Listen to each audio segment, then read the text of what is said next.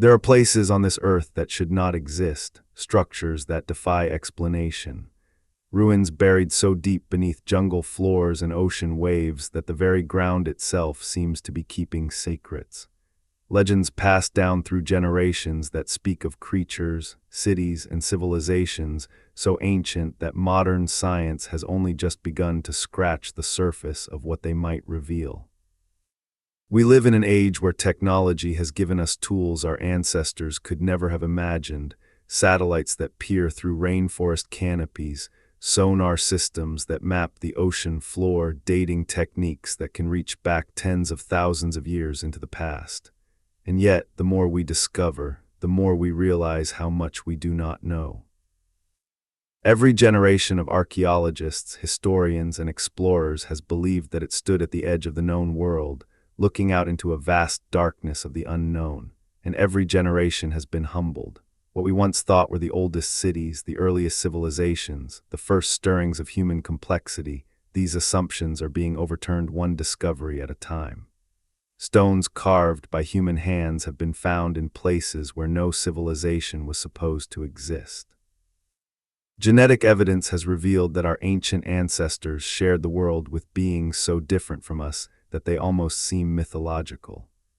Underground chambers hold the bones of people whose skulls were shaped in ways that no natural process can fully explain. Beneath the waters off remote islands, geometric formations rise from the seabed, their right angles and stepped terraces whispering of builders who lived before the last great ice age ended and the seas swallowed their world. This is a documentary about those places. It is a journey into the deepest layers of human history, and beyond human history into the territory where legend and science blur together into something far more extraordinary than either could be alone. We will travel to the misty highlands of Indonesia, where a mountain may not be a mountain at all. We will visit a remote Indonesian island where the locals speak of small, hairy creatures that some researchers believe might still be alive. We will descend beneath the waves off the coast of Japan to examine formations that have sparked one of the most heated debates in the world of underwater archaeology. We will walk through the jungle cities of the ancient Maya, stand at the edge of a volcanic lake created by one of the most violent geological events in recorded human memory, and venture into the depths of a cave in Nevada where legends of red-haired giants have captured the imagination of adventurers and conspiracy theorists alike. We will follow the footsteps of one of history's most obsessed explorers as he vanished into the Amazon in search of a city he called simply Z, and we will use the most advanced technologies available to reveal that the Amazon, long dismissed as a wilderness too hostile to support complex human life, was in fact home to sprawling urban civilizations that simply vanished, leaving their legacy buried beneath centuries of tropical growth. Every one of these stories is a mystery. Some have partial answers, some have no answers at all, but together they paint a picture of a human past far richer, far stranger, and far more ancient than the one we were taught in school. So let us begin at the beginning, or rather, at what might be an entirely new beginning. In the highlands of West Java, Indonesia, there is a hill. It is covered in terraces of stone, wrapped in a cloak of dense vegetation, and for most of the 20th century it was considered by most archaeologists to be a relatively unremarkable site, a megalithic structure built perhaps 3,000 years ago by a prehistoric Indonesian culture. Local people had always known it differently. They called it Gunung Padang, which translates roughly as Mountain of Enlightenment or Mountain of Light, and they revered it as a sacred place, a site of spiritual power that predated the oldest memories of their culture. Pilgrims climbed its terraces to pray and leave offerings. Shamans performed rituals in its shadow. The mountain, they said, was alive with ancient energy. But what scientists began to discover when they applied modern geological survey techniques to Gunung Padang in the early decades of the 21st century challenged not just the conventional dating of this particular site, but the entire timeline of human civilization on Earth. The story of Gunung Padang's reinvestigation begins with a geologist named Danny Hillman Natawidjaja, a researcher with Indonesia's National Research and Innovation Agency, who began studying the site with a team of scientists in 2011. Natawidjaja was not, by training or by temperament, someone inclined toward sensationalism. He approached Gunung Padang as a scientist, deploying ground-penetrating radar, seismic tomography, core drilling, and careful stratigraphic analysis to understand what lay beneath the surface of the hill. What his instruments revealed was extraordinary. The visible surface of Gunung Padang, the columnar stone terraces that have been known and documented for over a century, represents only the uppermost layer of a structure that extends deep into the earth. Beneath the surface terraces, the instruments detected further layers of construction, each older than the last, buried under accumulations of soil and rock that told a story of almost unimaginable antiquity. Core samples brought up from depths of 10 meters and more revealed not natural volcanic rock formations, but what appeared to be deliberately worked stone, arranged in patterns consistent with intentional construction. Carbon dating of organic material found within these buried layers produced results that sent shockwaves through the archaeological community. The deepest layers of what Natawidjaja and his team believe to be a constructed pyramid at Gunung Padang have been dated to approximately 27,000 years ago. 27,000 years. To put that number in context, consider that the pyramids of Giza, long considered among the most ancient monumental structures on Earth, were built roughly 4,500 years ago. The oldest known cities, places like Uruk in Mesopotamia, date back perhaps 6,000 years. The agricultural revolution, that great turning point when human societies began to shift from nomadic hunter-gatherer lifestyles to settled farming communities, is generally placed at around 10,000 to 12,000 years ago. If Natawidjaja's dating is correct, Gunung Padang was already ancient before any of that happened. It was constructed during the last glacial maximum, a period when massive ice sheets covered much of the northern hemisphere and global sea levels were more than 100 meters lower than they are today. The world of 27,000 years ago was a cold, dry, and dramatically different place, and yet, if this research is accurate, someone was building monumental stone structures in it. The implications are staggering. Our entire understanding of the pace of human development, of when and how our ancestors developed the cognitive and organizational capacities needed for large-scale construction, would need to be reconsidered. Modern humans have been anatomically similar to us for at least 200,000 years, but the prevailing view in archaeology has long held that complex, organized civilization emerged only in the last 10,000 years or so, driven by the development of agriculture and the stability it provided. Gunung Padang, if Natawidjaja's interpretation is correct, suggests that this picture is fundamentally incomplete. It suggests that the capacity for monumental construction, which requires planning, coordination, specialized labor, and accumulated knowledge, existed in human communities far earlier than we have ever imagined. Not everyone in the scientific community accepts these conclusions. The debate over Gunung Padang has been fierce and ongoing. Critics have raised legitimate questions about the methodology of the research, arguing that the features identified as evidence of construction might have natural geological explanations, that the core samples may have been contaminated or misinterpreted, and that extraordinary claims require extraordinary evidence. These are fair objections. Science proceeds through skepticism, and the history of archaeology is littered with claims of spectacular discoveries that did not survive rigorous scrutiny. But Natawidjaja and his team have responded to these criticisms in detail, refining their methodology and accumulating additional data, and the debate continues. What makes the Gunung Padang case particularly compelling, even to those who approach it with caution, is the way it fits into a broader pattern of discoveries that are collectively pushing back our understanding of early human complexity. Göbekli Tepe in modern-day Turkey was once thought to be a nothing site. Then archaeologists discovered that it contained massive, elaborately carved stone pillars arranged in circular enclosures, and that these structures had been built approximately 11,000 years ago, before agriculture, before pottery, before any of the things we associate with organized civilization. Göbekli Tepe forced a fundamental rethinking of the relationship between monumental construction and social complexity. Gunung Padang, if the dating holds, would force an even more radical revision. The mountain sits there still, patient and covered in green, giving up its secrets one core sample and one ground-penetrating radar scan at a time. The local people who have always considered it sacred may have been preserving a memory older than civilization itself, the memory of a time when their ancestors or someone's ancestors looked at a hillside and decided to transform it into something permanent, something that would outlast them by millennia. Whatever Gunung Padang ultimately turns out to be, it is already one of the most thought-provoking archaeological sites on the planet. And in a world full of thought-provoking archaeological sites, that is saying something remarkable. From the highlands of Java, we travel east, further into the Indonesian archipelago, to one of the most biologically extraordinary islands on Earth.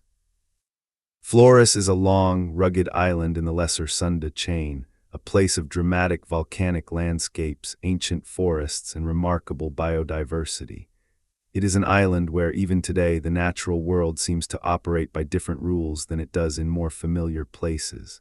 The Komodo dragon, the largest living lizard on Earth, roams its western shores. Its rivers harbor unusual fish. Its caves contain fossils that rewrote the textbooks. In 2003, a team of archaeologists excavating Liang Bua Cave on Flores made one of the most astonishing discoveries in the history of paleoanthropology. Buried in the cave's deposits, they found the remains of a previously unknown species of human. She was an adult female, fully grown, but she stood only about a meter tall, roughly 3 feet 4 inches. Her brain was tiny by modern human standards, about a third the size of ours, comparable in volume to a chimpanzee's brain. And yet she and her kind had used stone tools, possibly hunted large animals including the now extinct pygmy elephant-like creature known as the stegodon, and possibly used fire. The species was named Homo floresiensis, but the world quickly gave her a more evocative nickname, the Hobbit. The discovery of Homo floresiensis was extraordinary for many reasons, not least of which was the dating. While the earliest fossils found in Liang Bua dated to about 100,000 years ago, more recent and refined analyses have suggested that the species may have persisted on Flores until as recently as 50,000 years ago, overlapping with the period when modern humans were spreading across Southeast Asia and beyond. And here is where the story takes a turn into territory that blurs the boundary between science and legend. The people of Flores have long told stories about small, hairy, human-like creatures that lived in the forests and caves of the island. These creatures go by various names in different parts of the island and in different local traditions. One of the most commonly referenced terms is the Ebu Gogo, which translates roughly as grandmother who eats everything, reflecting stories about these beings' voracious and indiscriminate appetites. But in parts of Flores, and particularly in communities with deep connections to the island's ancient traditions, the creatures are sometimes referred to by a name that sounds remarkably like the word Leoa, a term that persists in local oral tradition, and that describes small, ape-like beings of considerable intelligence and mystery. The descriptions offered by locals who claim to have encountered or heard reliable accounts of these creatures are remarkably consistent with what we know about Homo floresiensis from the fossil record. They are described as small, perhaps chest-high to an average adult, with wide, flat faces, large eyes, and bodies covered in a fine layer of hair or fur. They are said to move quickly through the forest, to be capable of mimicking human sounds, and to be shy but occasionally aggressive when cornered or threatened. Some accounts describe them as living in caves. Others place them in the densest parts of the forest interior, in regions where human activity is minimal. These stories are not new. They predate the discovery of Homo floresiensis by centuries, having been collected by colonial-era Dutch officials and by later anthropologists who were puzzled by their remarkable consistency. The question they raise is as simple to state as it is difficult to answer. Could Homo floresiensis have survived on Flores or on other nearby islands into the historical period? Could the legend of the Gogo and the Leoa preserve a cultural memory of actual encounters between modern humans and their small, archaic cousins? Most paleoanthropologists are cautious about this idea. The fossil record from Liangbua suggests that Homo floresiensis disappeared from that particular cave system around 50,000 years ago, roughly coinciding with the arrival of modern humans in the region, a pattern consistent with the extinction, events that modern human expansion seems to have triggered wherever it went. But Flores is a large island with vast areas of unexplored terrain, and the absence of evidence is not evidence of absence. It is entirely possible that populations of Homo floresiensis survived in remote parts of Flores or on adjacent islands long after they disappeared from Liangbua. There is, in fact, a suggestive piece of evidence that has been noted by researchers interested in this question. In 2004, shortly after the discovery of Homo floresiensis was announced, a team of researchers visited communities in the interior of Flores and collected testimony from elderly informants who described the Gogo in terms that were specific and detailed, not the vague, generalized terms of fairy tale, but the precise, locally rooted descriptions of a creature that people believed they had real knowledge of. Some informants claimed that their grandparents or great-grandparents had encountered these beings. One account, repeatedly told by different informants in different villages, described a confrontation in the not-too-distant historical past in which a group of villagers drove a community of Gogo from a cave by burning hay inside it, an act that suggests a real, territorial conflict between modern humans and something else. Now, we must be careful here.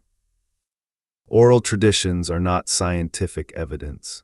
Memory is fallible. Stories transform with each retelling, and human beings are remarkably creative in generating legends that feel real and specific. The Gogo of Flores legend might be nothing more than a local folk tradition bearing a superficial resemblance to Homo floresiensis by coincidence, or because the local imagination was shaped by actual but misidentified animal encounters, perhaps with orangutans, gibbons, or unusual human individuals.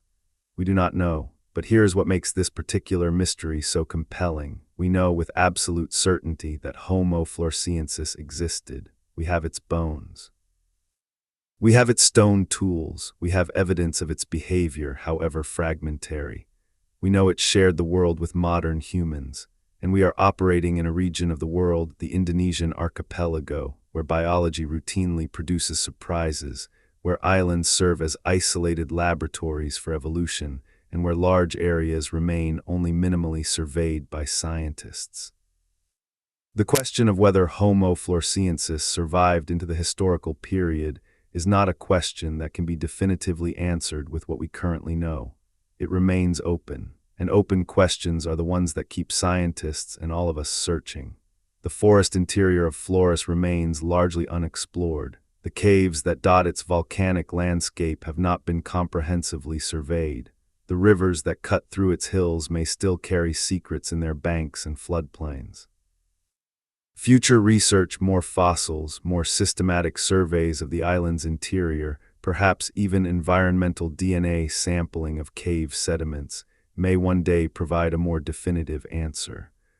Until then, the legend of the Leoa sits alongside the bones of the Hobbit, two pieces of a puzzle whose full picture we have not yet seen.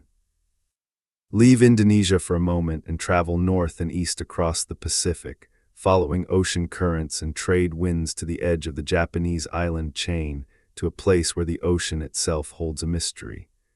The island of Yonaguni is the westernmost point of Japan, a small, rugged island that sits closer to Taiwan than it does to the main Japanese islands. Its waters are warm, clear, and rich with marine life. Divers began exploring those waters in the 1980s, and in 1987, a diving instructor named Kihakairo Aratake made a discovery that has been argued about ever since. Beneath the waves off the southern coast of Yonaguni, at depths ranging from about 5 meters to 27 meters, Aratake found a massive underwater formation, a complex of stone structures so geometrically regular, so structured in their arrangement of platforms, terraces, stairways, columns, and right angles that his first thought was that he had found a human-made structure. The main monument, which extends roughly 150 meters in length and 40 meters in width, rises from the seabed in a series of flat-topped terraces that resemble, to an almost uncanny degree, a stepped pyramid or ziggurat. Its faces are largely vertical, its surfaces are relatively flat, its angles are sharp. Around it, other formations extend across the seafloor, what appear to be roads or pathways, additional terrace structures and stones that seem to have been precisely shaped and placed. Word of the discovery spread quickly through the diving community, and before long it had spread beyond that community into the wider world of alternative archaeology and ancient mystery research. The Yonaguni Monument, as it came to be called, became one of the most hotly debated archaeological sites on Earth. On one side of the debate stood those who argued that the monument's geometric regularity, its stair-like terraces, its apparent roadways and chambers, could only be the work of human builders. They proposed that the structure had been built during the last ice age, when sea levels were low enough for this part of the seafloor to have been dry land, and that the rise of the seas at the end of the ice age had submerged the site, along with, presumably, the civilization that built it. On the other side of the debate stood most mainstream geologists and archaeologists, who argued that the Yonaguni Monument is a natural formation, the product of the island's geology and the sea's erosive power working over millions of years.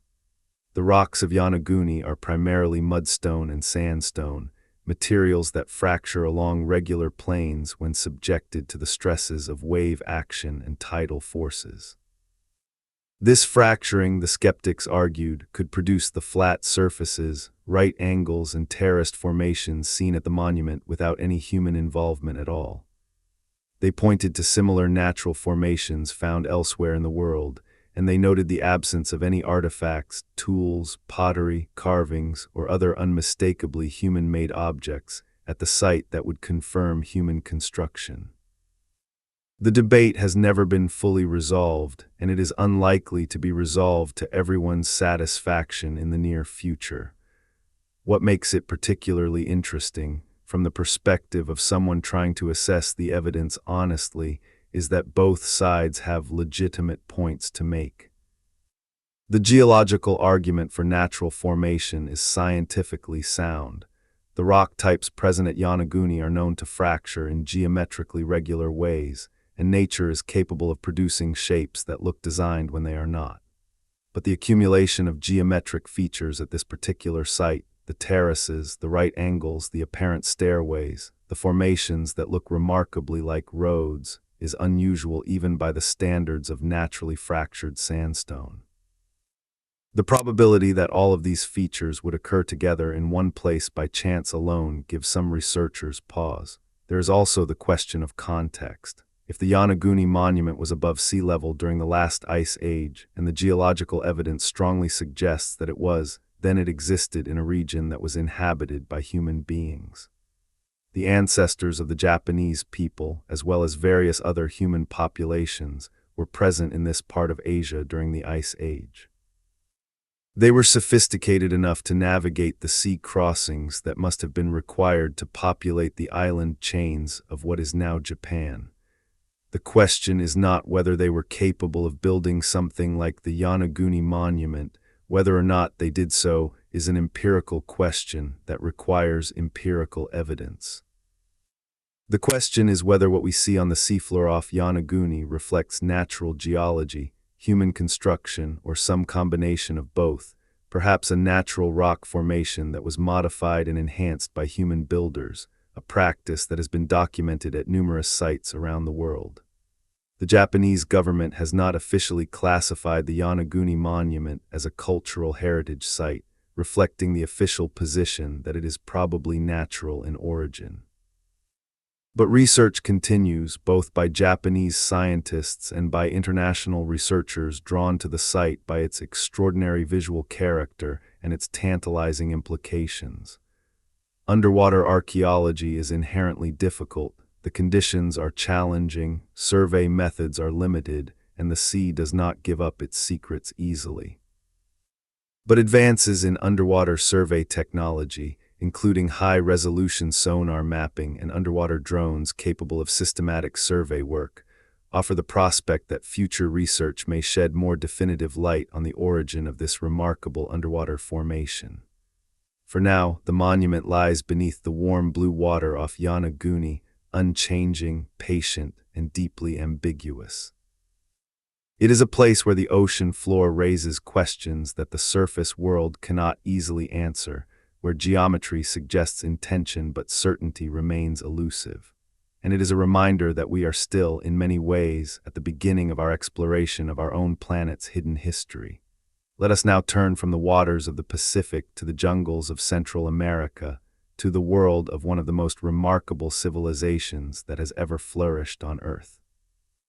The ancient Maya built cities in the tropical forests of what is now southern Mexico, Guatemala, Belize, Honduras, and El Salvador, and they built them not just with stone and mortar, but with mathematical precision, astronomical knowledge, and artistic sophistication that continues to astonish researchers today. They developed one of the most complex writing systems ever created, a system that combines phonetic signs with logograms in ways that took modern scholars decades to decode. They created a calendar system of breathtaking complexity, tracking not just the solar year but the movements of Venus, the cycles of eclipses, and the rhythms of time on scales that stretch thousands of years into the past and future. They built temples that aligned with solstices and equinoxes, observatories designed to track the movements of stars and planets with naked eye precision that rivals what can be achieved with much later instruments.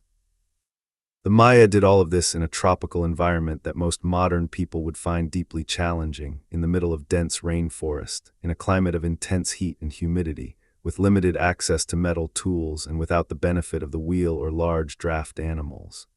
The engineering achievement alone is staggering, and yet the Maya thrived for thousands of years, building an ever more complex network of city-states whose cultural achievements would not be matched in Europe for many centuries. The site most people think of first when the Maya are mentioned is Chichén Itzá, and with good reason. Located on the Yucatan Peninsula, Chichén Itzá was one of the largest and most powerful cities in the Maya world during the terminal Classic period, roughly from the 8th through the 12th centuries of the Common Era. At its peak, it may have housed tens of thousands of people and dominated a vast region through trade, political alliance, and, when necessary, military force. The most iconic structure at Chichén Itzá is El Castillo, also known as the Temple of Kukulkan, a step pyramid that rises about 30 meters above the surrounding jungle floor. It is a structure of extraordinary mathematical sophistication. The pyramid has 4 stairways, each with 91 steps. Multiply 91 by 4 and add 1 for the platform at the top, and you get 365, the number of days in a solar year. This is not a coincidence. The Maya designed their architecture to encode calendrical information, to make the relationships between space, time, and cosmic cycles physically manifest in stone. But the most remarkable feature of El Castillo has nothing to do with step counting. Twice a year, at the spring and fall equinoxes, the setting sun casts a shadow on the northern staircase of the pyramid in a way that creates the illusion of a serpent descending the steps. This is Kukulkan, the feathered serpent deity, one of the most important figures in Maya religious cosmology. As the afternoon sun moves across the sky on those 2 days each year, the shadow appears to slither down the staircase toward a stone serpent head at its base, as though the god himself is descending from the heavens to the earth. This effect was deliberately engineered into the pyramid's design. The Maya understood the geometry of light and shadow well enough to plan and execute an architectural feature that would only be visible twice a year, at precisely the right moments in the solar cycle, for as long as the pyramid stood. It is a testament to their astronomical and mathematical sophistication that is difficult to overstate. Chichén Itzá also contains the Great Ball Court, the largest pre-Columbian ball court ever found. Stretching over 160 meters in length, it was the site of the Mesoamerican ball game, a ritual sport of enormous religious and political significance, played with a heavy rubber ball that players had to keep in motion using their hips, elbows, and knees. The game had deep associations with creation mythology and the movement of celestial bodies, and in some contexts the stakes were literally life and death, though the question of exactly who was sacrificed in connection with the game, winners or losers, remains a subject of scholarly debate. The walls of the ball court are lined with carved panels depicting scenes of sacrifice and ritual that speak to the game's profound religious dimensions. The acoustics of the Great Ball Court are another example of Maya architectural genius. A person standing at one end of the court can speak in a normal voice and be clearly heard at the other end, more than 160 meters away. Whether this acoustic phenomenon was intentional or a fortuitous byproduct of the court's dimensions is debated, but it adds another layer to the already extraordinary character of this ancient space.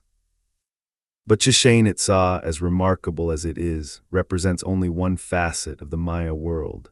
For a different and in some ways more intimate perspective on Maya civilization, we must travel south and west, deep into the Chiapas highlands of southern Mexico, to a city called Palenque. Palenque was a major Maya city-state during the Classic period, reaching the height of its power under a series of remarkable rulers. Unlike the vast, flat ceremonial architecture of Chichén Itzá, Palenque is built into the foothills of the Sierra de Chiapas, giving its temples and palaces a dramatic setting that enhances their already considerable visual impact. The buildings of Palenque are noted for their elegant proportions, their elaborate roof combs, and above all for their extraordinary sculptural and epigraphic programs, the hieroglyphic texts and relief carvings that cover their walls and are among the richest sources of information about any single Maya polity. It was at Palenque that one of the most remarkable archaeological discoveries of the 20th century was made, a discovery that transformed our understanding of Maya religious ideology and the role of rulership within it. In 1952, the Mexican archaeologist Alberto Ruiz-Lhuillier was investigating the Temple of the Inscriptions, one of Palenque's most prominent pyramids, when he noticed that one of the floor slabs in the temple's top chamber had a double row of holes drilled through it, holes that could be used to lift the slab. When he and his team lifted it, they found a hidden stairway, filled with rubble that had been deliberately packed in to conceal what lay below. It took Ruiz-Lhuillier and his team 3 excavation seasons to clear the stairway. When they finally reached the bottom, they found themselves in a crypt chamber deep within the base of the pyramid. The chamber contained a massive stone sarcophagus, and within the sarcophagus lay the remains of one of the greatest rulers Palenque had ever known, a man now identified from the hieroglyphic record as K-Inish-Janab Pakal, commonly known as Pakal the Great. Pakal had ruled Palenque for 68 years in the 7th century of the Common Era, ascending to the throne at the age of 12 and dying at the age of 80. During his reign, Palenque experienced a golden age of construction and artistic achievement. The lid of Pakal's sarcophagus is one of the masterpieces of Maya art, a massive carved stone panel depicting Pakal at the moment of death, falling into the underworld along the axis of a sacred tree that connects the 3 realms of Maya cosmology, the underworld, the earthly plane, and the heavens. The imagery is dense with symbolic meaning and has been analyzed, reanalyzed, and debated by scholars for decades. It is a profoundly sophisticated artistic statement about the nature of death, rebirth, and the cosmic role of the Maya ruler, who was understood not simply as a political leader, but as a mediator between the human world and the divine. The funerary mask that covered Pakal's face is made of jade, the most precious material in the Maya world, assembled from hundreds of individually carved pieces to create a serene, idealized portrait of the dead king. The jade was gathered from trade networks that stretched across Mesoamerica, reflecting Palenque's extensive connections to the wider Maya world. Everything about the tomb speaks of extraordinary wealth, sophisticated religious ideology, and a society capable of mobilizing enormous resources in service of its beliefs. But the story of Palenque did not end with Pakal. In 1994, a different discovery was made at the site that would prove equally captivating. Within the Temple of the Red Queen, a pyramid adjacent to the Temple of the Inscriptions, archaeologists discovered another sarcophagus containing the remains of an elite woman. She was accompanied by grave goods of exceptional quality, and her bones had been stained an extraordinary red color, the result of having been covered with cinnabar, a mercury sulfide mineral that the Maya used in burial contexts of the highest status.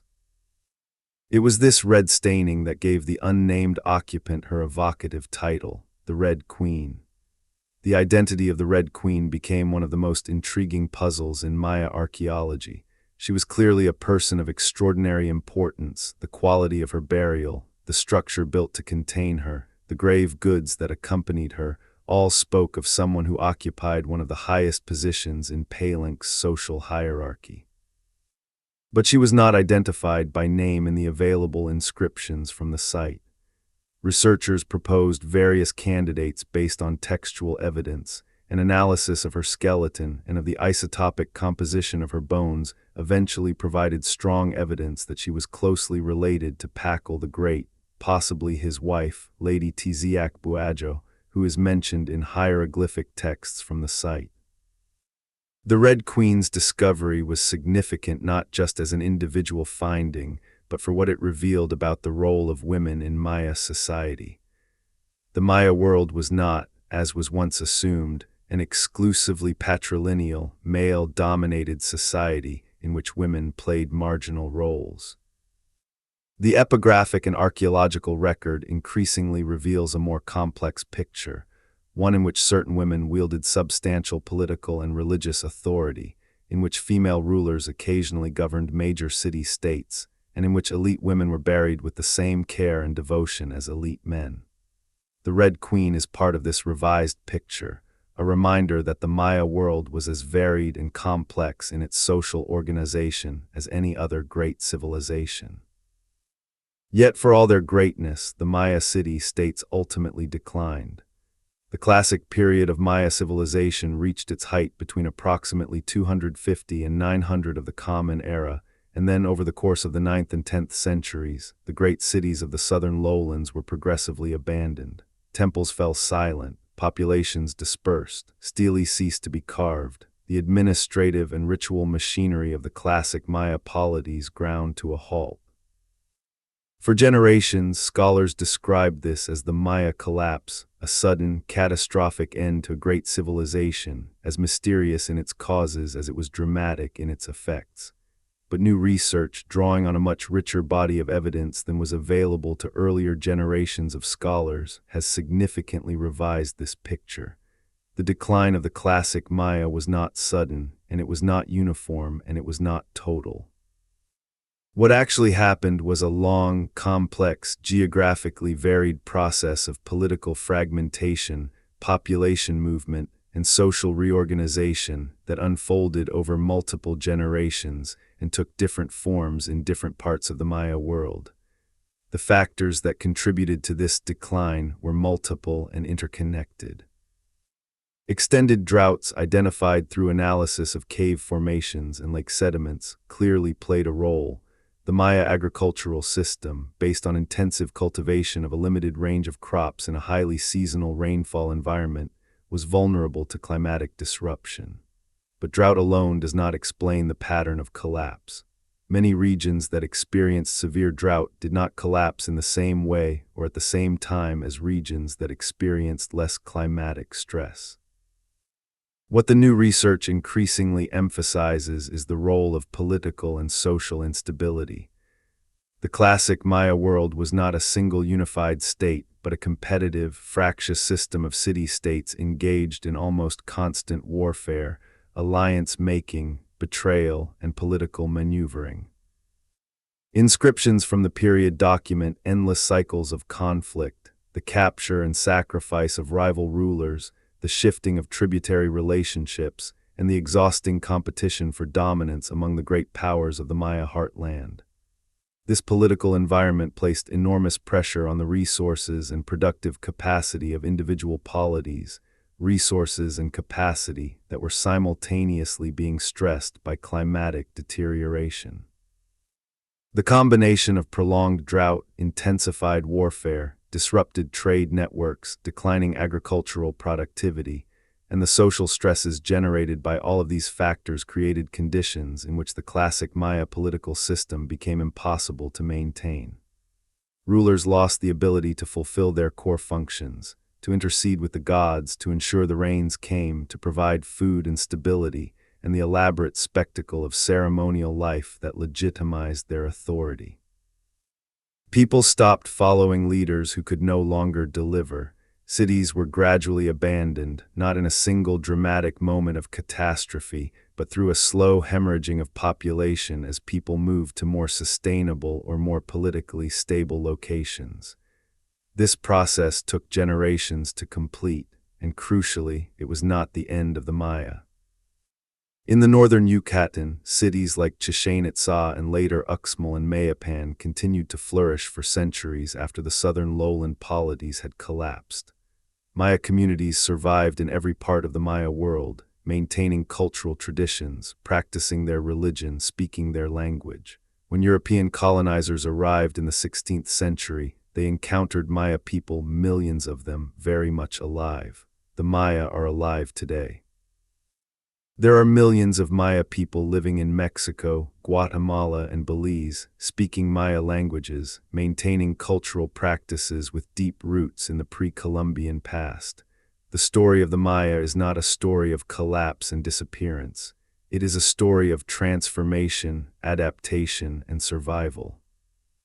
But the mystery of why those great classic cities fell silent, why those pyramids were swallowed by jungle, why that extraordinary flowering of artistic and intellectual achievement was interrupted. That mystery continues to drive research, continues to animate debates, and continues to reveal new layers of complexity the more closely it is examined. The Maya did not vanish, but their civilization changed in ways that are still being understood. The jungle that swallowed the abandoned Maya cities also conceals other secrets. The ancient forests of Mesoamerica and South America are, in a very real sense, archaeological sites in their own right, landscapes shaped by thousands of years of human activity, whose apparent wildness is partly an illusion created by the centuries that have passed since the people who shaped them were displaced or destroyed. We have grown accustomed to thinking of tropical rainforests as pristine wilderness, as the antithesis of human settlement, places too wet, too hot, too botanically challenging to support complex societies. This view has been comprehensively overturned in recent decades, and nowhere more dramatically than in the Amazon basin. The Amazon rainforest is the largest tropical rainforest on Earth, covering approximately 5.5 million square kilometers across 9 countries. It is one of the most biodiverse places on the planet, home to an estimated 10% of all species on Earth. It is also one of the most impenetrable environments for traditional archaeological survey. Its dense vegetation, its extensive flooding, and the speed with which the forest reclaims any cleared or disturbed ground make ground-level survey painstakingly slow and deeply incomplete. For most of the history of Amazonian archaeology, researchers could only work in small areas, could only document what was immediately visible, and consequently had a profoundly distorted picture of the scale and complexity of pre-Columbian Amazonian societies. That picture began to change in the early years of the 21st century with the application of a revolutionary technology to Amazonian archaeology. Lidar, light detection and ranging, is a remote sensing technology that uses laser pulses to create precise three-dimensional maps of the ground surface. When deployed from aircraft, Lidar can penetrate even dense tropical forest canopy, stripping away the trees and undergrowth digitally to reveal the bare ground beneath in extraordinary topographic detail. Features that would be completely invisible on the ground, earthworks, platforms, causeways, moats, agricultural fields, stand out in Lidar data with startling clarity. The application of Lidar to the Amazon basin produced results that astonished the archaeological world. Beneath the forest canopy, Lidar revealed a landscape far more densely marked by human activity than anyone had expected. Across vast areas of what had been assumed to be trackless wilderness, the data showed evidence of extensive earthworks, geometric enclosures, raised causeways connecting settlements, artificially elevated platforms, carefully engineered agricultural terraces, and drainage systems. These were not the traces of small, temporary camps left by nomadic hunter-gatherers. They were the infrastructure of complex, settled societies that had organized labor, planned their landscapes, and created built environments of considerable scale and sophistication. One of the cultures whose legacy has been most dramatically revealed by Lidar is the Kasarabi culture, a pre-Columbian society that inhabited the western Amazon region, in what is now the Brazilian state of Acre and adjacent parts of Bolivia. The Kasarabi, whose name derives from an early 20th century investigation of their characteristic earthworks, created geometric enclosures of extraordinary regularity, perfectly circular and square enclosures of various sizes, arranged across the landscape in patterns that appear carefully planned. These geoglyphs, as researchers call them, were cut into the forest floor to depths of several meters, creating ditches and banks that formed precise geometric shapes. From the air or in Lidar data, they are immediately recognizable as the products of deliberate human design. From the ground, inside the forest, they are virtually impossible to detect. Lidar surveys of the Acre region have revealed hundreds of these geoglyphs, distributed across an area of hundreds of thousands of square kilometers. The scale of the landscape modification implied by these findings is staggering. To create this many large, precise earthworks required enormous amounts of labor that had to be organized, coordinated, and sustained over long periods of time. This is not the work of small, isolated communities. It is the work of a society with a complex social structure, with mechanisms for mobilizing and directing collective labor on a large scale, with sufficient agricultural surplus to free up the labor needed for construction, and with some form of institutional continuity that allowed projects to be planned and executed over long timescales. Further north and east, Lidar surveys of the Bolivian lowlands revealed the remains of what are now called the Kasarabi or Llanos de Mojo's civilization, a complex society that built an intricate system of raised fields, canals, causeways, and artificial mounds across the seasonally flooded savannas of the Bolivian Amazon. This system transformed a landscape that is flooded for several months each year and desperately dry for others into productive agricultural land capable of supporting large, dense populations. The engineering required to create this system, the calculation of water flows, the design of drainage channels, the construction of raised planting surfaces that would remain above the flood level, represents a level of hydraulic engineering expertise comparable to that achieved by civilizations in other parts of the world that are far more prominently featured in standard historical accounts. The people who built these systems lived in settled towns and cities of considerable size. Lidar has revealed the presence of urban centers in the Llanos de Mojo's region covering areas of many square kilometers, with concentric ring structures, clear street layouts, and the kind of organized spatial planning that is the hallmark of true urban societies. These cities housed thousands of people. They were connected to each other and to their agricultural hinterlands by an extensive network of causeways, elevated roads that remained passable even during the annual flood season. They traded with societies hundreds or thousands of kilometers away, and then they were gone. Not immediately, not in a single catastrophic event, but over the course of the centuries following European contact, the populations of the Amazon basin were devastated by the diseases that European explorers and colonizers introduced. Smallpox, measles, typhus, and a host of other infectious diseases to which Amazonian peoples had no immunity swept through the region in successive waves, killing, by some estimates, 80 to 90% of the population in the space of a few generations.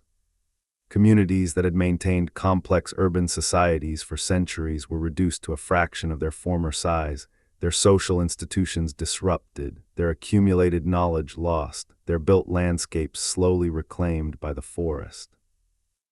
When European explorers first began to penetrate the Amazon in significant numbers in the 16th and 17th centuries, they encountered a world already in the process of recovering from this catastrophe.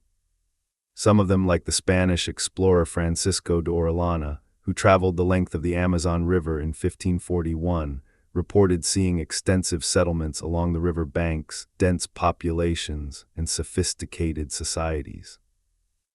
Others, arriving later, found only small, scattered communities in what appeared to be trackless wilderness.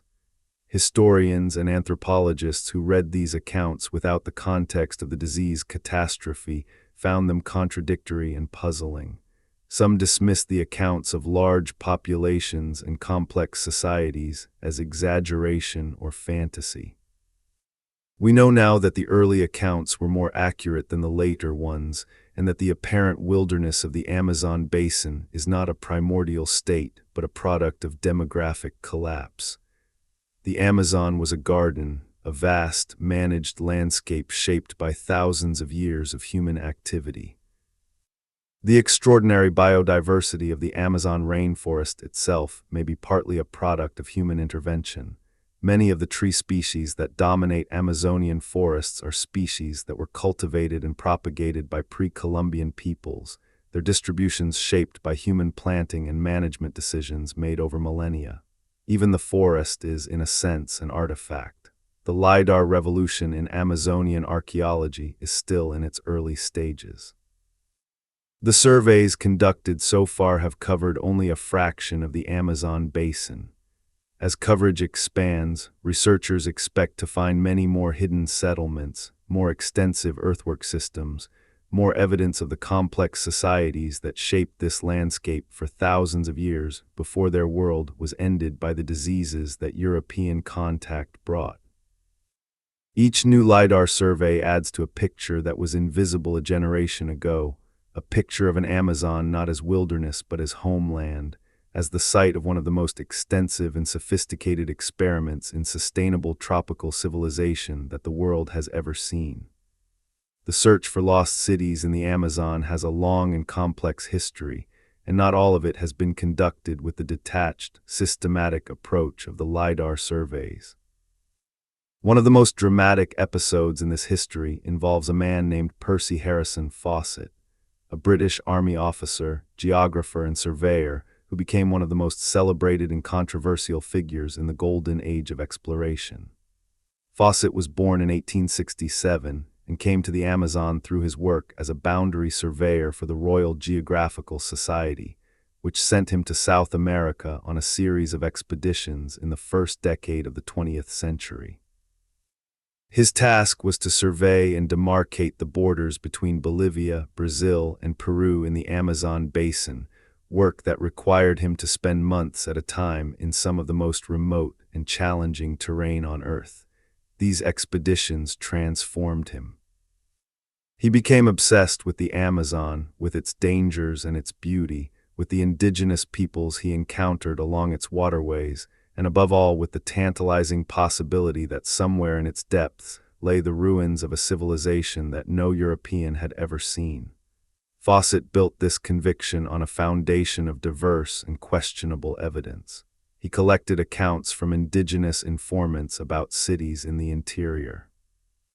He encountered documents in the Brazilian National Archives that described an 18th-century expedition whose participants claimed to have found ruined stone buildings deep in the Mato Grosso region of Brazil, buildings that seemed inconsistent with the known cultures of the region. He read the accounts of the early Spanish and Portuguese explorers who had reported large, sophisticated settlements along the Amazon and its tributaries.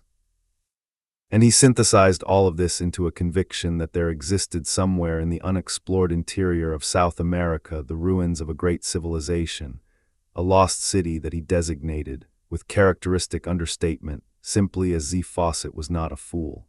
He was a trained surveyor, a competent naturalist, and a careful observer. His accounts of his earlier Amazon expeditions are detailed and often remarkably accurate in their descriptions of the landscapes and peoples he encountered. But his conviction about took on dimensions that went beyond the evidence, shaped as much by his era's romanticism about the idea of lost civilizations as by any solid empirical foundation. He became increasingly secretive about the details of what he believed, sharing just enough to maintain interest and financial support while protecting what he considered his exclusive claim to the discovery. In 1925, Fawcett set out on his final expedition. Accompanied by his eldest son Jack and Jack's friend Raleigh Rimmel, he penetrated the Mato Grosso region of Brazil, heading toward the area where his calculations and intuitions told him should be found. His last communication with the outside world came in late May or early June of 1925, when he sent a letter from a point he described as Dead Horse Camp, the place where, on an earlier expedition, one of his horses had died, indicating that he was about to push deeper into unexplored territory. After that, silence. Fawcett, his son, and Rimmel were never seen again. They vanished into the Amazon as completely as if the forest had swallowed them whole. What happened to them has never been definitively established. Over the decades that followed their disappearance, numerous expeditions set out to find them or to find the lost city of Many of these expeditions failed completely.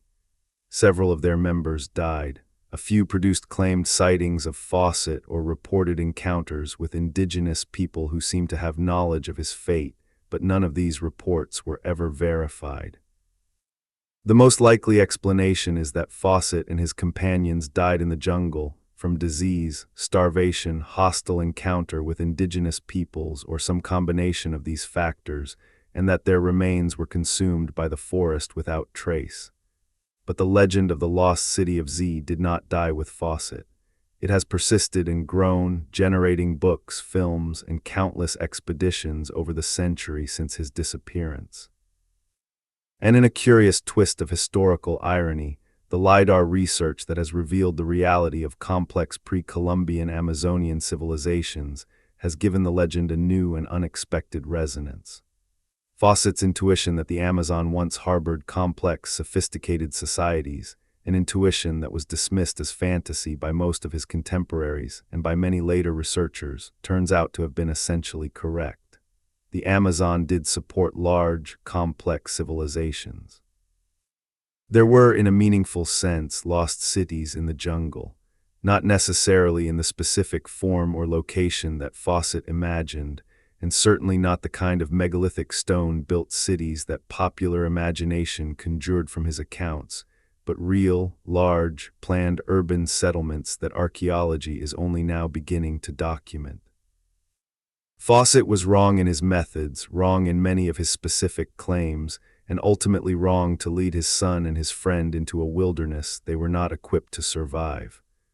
But he was right in his fundamental conviction that the Amazon's apparent emptiness was a deception, that behind the curtain of trees lay evidence of human achievement that the world had not yet seen. In that sense, the lost city of has been found, not in one place but in hundreds, not as a single dramatic revelation, but as a slow accumulation of LiDAR data points and excavated earthworks and radiocarbon dates. The mundane instruments of science revealing a world that exceeded even the romantic imagination of the most obsessive explorer of the age of discovery. The Amazon is not the only place where legend and archaeology intersect in ways that challenge our assumptions about the ancient world. Far to the north, in the Great Basin Desert of what is now western North America, though we are speaking here of deep history, not contemporary geography, a cave in the state of Nevada holds the remnants of a legend that has captured the imagination of researchers, indigenous peoples, and enthusiasts of ancient mysteries for more than a century. Lovelock Cave is a limestone cave in the Humboldt Sink of Nevada, a dry alkaline landscape of dried lake beds and desert scrub that was, in the distant past, the site of a much larger body of water. The cave overlooks what was once the shoreline of ancient Lake Lahontan, a massive pluvial lake that formed during the wetter climate of the last ice age and gradually shrank as the climate dried, leaving behind the series of smaller desert lakes and dry playas that characterize the Great Basin today. The cave was excavated between 1912 and 1924, initially by a mining company that was extracting the guano deposits from the cave floor for use as fertilizer, a process that may have destroyed a significant portion of the archaeological record in the process, and subsequently by professional archaeologists who recognized the exceptional preservation conditions the dry cave environment provided. The excavations yielded an extraordinary collection of artifacts from cultures that had used the cave over a period of thousands of years. Basketry, twined and coiled with remarkable technical skill. Decoys made of tule reeds, shaped to resemble ducks, still bright with the feathers that their makers had attached, objects of such extraordinary preservation that they looked as though they might have been made a few decades ago rather than thousands of years in the past. Stone tools, bone tools, fragments of fishing equipment, and the remains of food animals all accumulated a picture of the ancient inhabitants of this now arid landscape as skilled, resourceful people who had adapted ingeniously to a challenging environment. But it is not the basketry or the duck decoys that have made Lovelock Cave famous outside of the specialized world of Great Basin archaeology. It is a legend that connects the cave to stories of red-haired giants. The Paiute people who have lived in the Great Basin for thousands of years have an oral tradition that tells of a race of red-haired cannibalistic beings called the Ct-Ka, who were enemies of the Paiute and other peoples of the region. According to this tradition, the Ct-Ka were eventually defeated after the various peoples of the region allied against them, driving the last survivors into a cave and burning them alive by setting fire to the brush that had been piled at the cave's entrance. The cave, according to the tradition, was Lovelock Cave. When the archaeological excavations at Lovelock Cave produced human remains among the other artifacts, some of the individuals recovered were described as having reddish hair. This detail ignited a wave of speculation, much of it outside the mainstream archaeological community, that the Lovelock excavations had confirmed the existence of a race of red-haired giants who had preceded the Native American peoples of the region. Books were written, websites created, and the legend took on a life far beyond anything the available evidence supported. The actual archaeological and physical anthropological evidence is considerably more complicated and considerably less dramatic than the legend suggests. The human remains from Lovelock Cave do include some individuals with reddish or auburn hair, but this is almost certainly the result of post-mortem chemical transformation, a well-documented phenomenon in which dark hair gradually changes color through processes of oxidation and desiccation over long periods of time. Many archaeological sites around the world that preserve human hair have produced similar color changes in hair that was originally dark. This is not evidence of a naturally red-haired population. As for the question of giant stature, the individuals recovered from Lovelock Cave were within the normal range of variation for pre-Columbian Native American populations. There were no anomalously large individuals, no remains that would support the claim of a race of giants in any meaningful sense. The measurements taken at the time of excavation, while sometimes imprecise by modern standards, are consistent with normal human variation. The giants of Lovelock Cave exist primarily in the realm of legend and popular imagination, not in the archaeological record, and yet the legend is not without interest, even stripped of its more fantastical elements. The Paiute oral tradition about the Ct-Ka, whatever the ultimate origin of that tradition, reflects a real and profound truth about the human past in the Great Basin. The region was inhabited by multiple, distinct cultural groups over thousands of years, groups that were sometimes in conflict and sometimes in cooperation, groups that competed for resources in a landscape that was becoming progressively drier and less hospitable.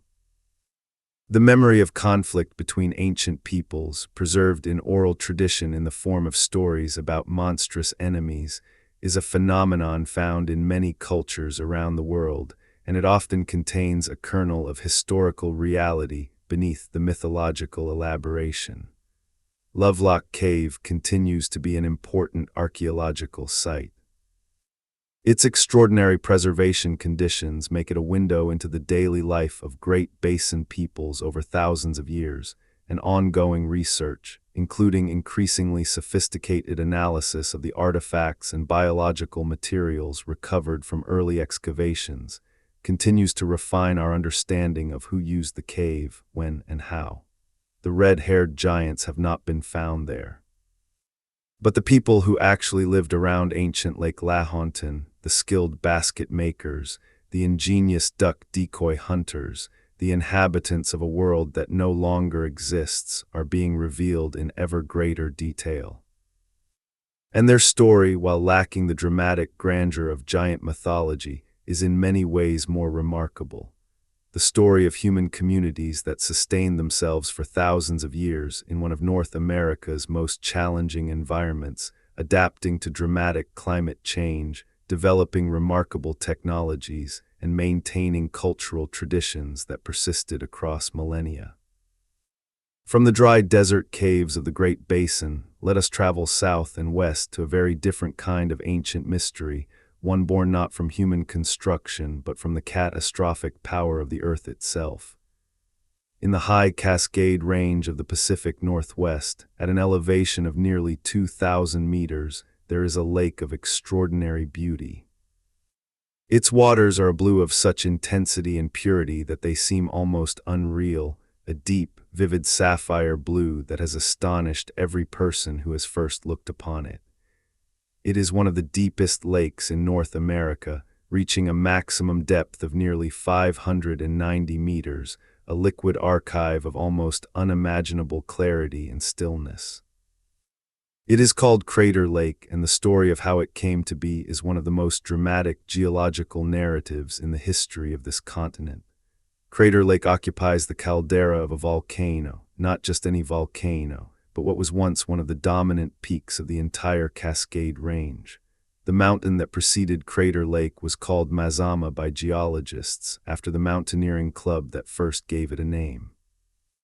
At its height, Mount Mazama rose perhaps to an elevation of 3,500 meters or more above sea level, a massive stratovolcano that would have been visible for hundreds of kilometers in every direction, permanently snow-capped, a landmark of enormous physical, and we may speculate spiritual significance to the peoples who lived in its shadow.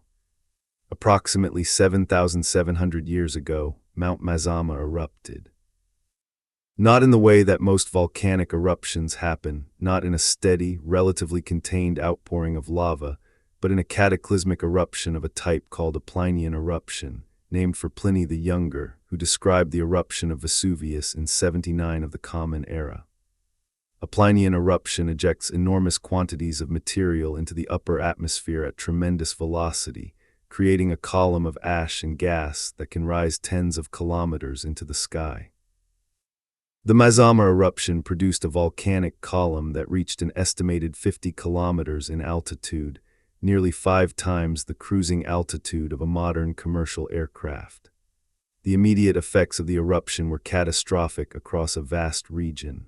Pyroclastic flows, superheated avalanches of gas, ash, and rock fragments moving at hundreds of kilometers per hour swept down the mountain's flanks in all directions, incinerating everything in their paths.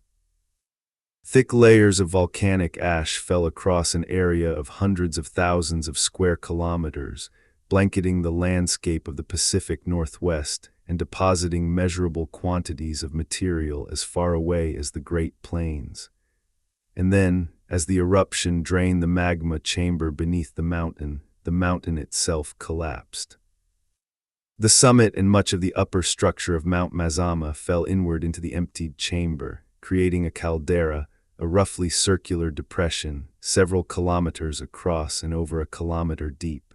Over the centuries that followed, rainfall and snowmelt gradually filled this caldera with water, creating the lake we know today. Human beings were present in the Pacific Northwest when Mount Mazama erupted.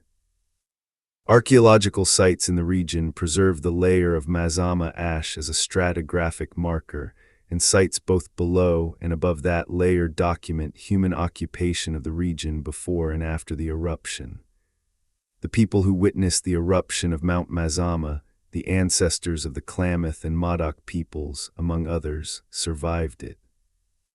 How many of them survived, what their immediate experience was like, what the long-term effects were on the populations of the region, these are questions that archaeologists and geologists are still working to answer. But what is beyond question is that the eruption of Mount Mazama was remembered. The Klamath and Modoc peoples have oral traditions about the creation of Crater Lake that describe a cosmic battle between the spirit Lau, who dwelt in the mountain, and the spirit Skell, who dwelt in Mount Shasta to the south.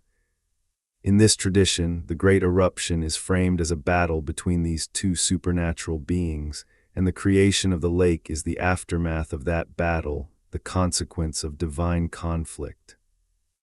The Klamath and Modoc traditions treat Crater Lake as a sacred place, a location of immense spiritual power, and it was long considered inappropriate for ordinary people to look upon it directly. What makes this oral tradition particularly remarkable is the question of transmission.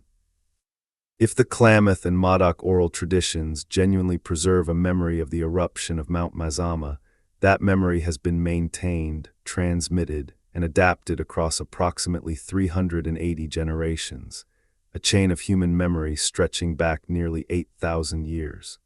This is an astonishing feat of cultural continuity, one that challenges our assumptions about the reliability and longevity of oral tradition. Archaeological evidence for human presence in the region before the eruption has been found. The tradition is not simply invented, but appears to reflect actual knowledge of events that occurred in the deep past.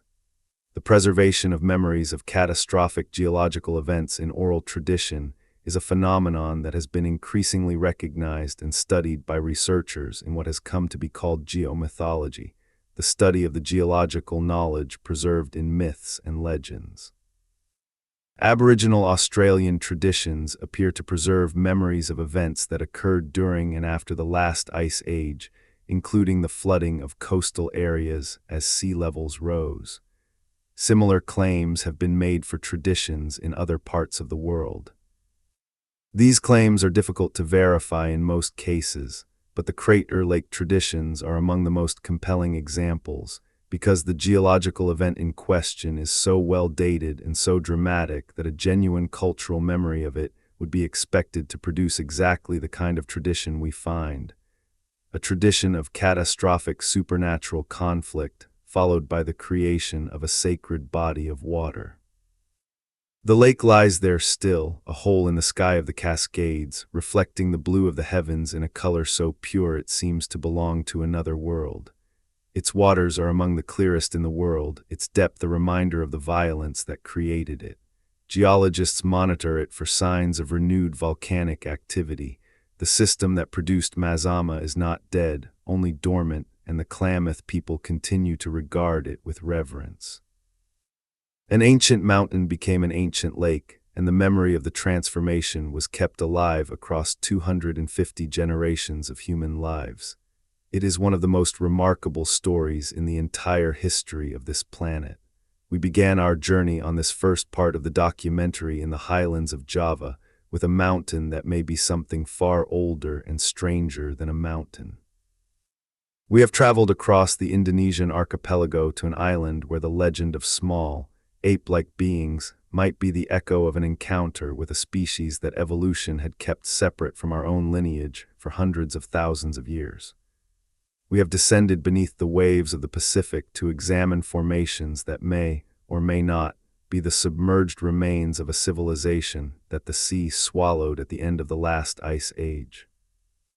We have walked through the jungle cities of the ancient Maya, stood before pyramids that encode the mathematics of the cosmos in their stone, and opened tombs that speak to us across 1,500 years. We have flown over the Amazon in aircraft equipped with laser scanners, watching as the forest dissolved to reveal the invisible cities of civilizations that history forgot. We have followed an obsessed British explorer into the green darkness of the Mato Grosso, and we have found in his failure the seed of a truth he was not equipped to prove, but was not wrong to suspect. We have entered a limestone cave in a desert that was once a lake, looked past the mythology of red-haired giants to find the real and remarkable story of the people who actually lived there. And we have stood at the edge of a sapphire lake and listened to the story of how a mountain died in fire and left behind a sacred wound in the earth. These are the stories of the first part of our journey, but the journey is not over. There is more to discover, more mysteries to examine, more layers of the ancient world to peel back. In the second part of this documentary, we will continue our exploration, traveling to the far reaches of the ancient world, descending into underground chambers that hold the most peculiar human remains ever found, examining more of the Maya world's complexity and wonder, and confronting the deepest questions that the archaeological record poses to our understanding of who we are, where we came from, and how long the human story has been unfolding on this remarkable planet. The ancient world is speaking to us. It speaks in stone and bone, in sediment layers and carbon isotopes, in oral traditions passed down through hundreds of generations, and in Lidar maps that strip the forest away to reveal what lies beneath. Every discovery raises new questions. Every answer opens new corridors of inquiry. The mystery is not diminishing as science advances. It is deepening, becoming richer and more complex, more astonishing in its implications. And that is exactly as it should be. Welcome back. In the first part of this documentary, we traveled across the ancient world, from the mist-covered highlands of Indonesia to the sapphire depths of a volcanic lake born from catastrophe.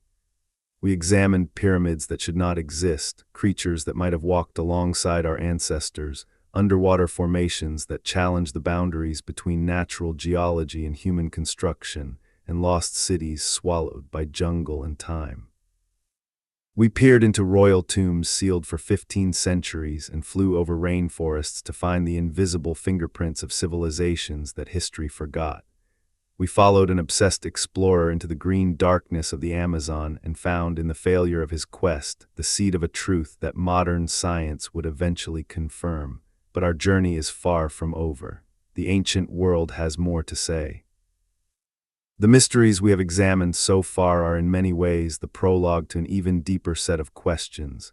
Questions about the origins of human complexity, about the limits of oral tradition and cultural memory, about the strange shapes that human skulls have taken in places separated by thousands of miles of ocean, and about the ultimate fate of the great civilizations that once flourished in the tropics and deserts and highlands of this planet. In this second part, we will go further.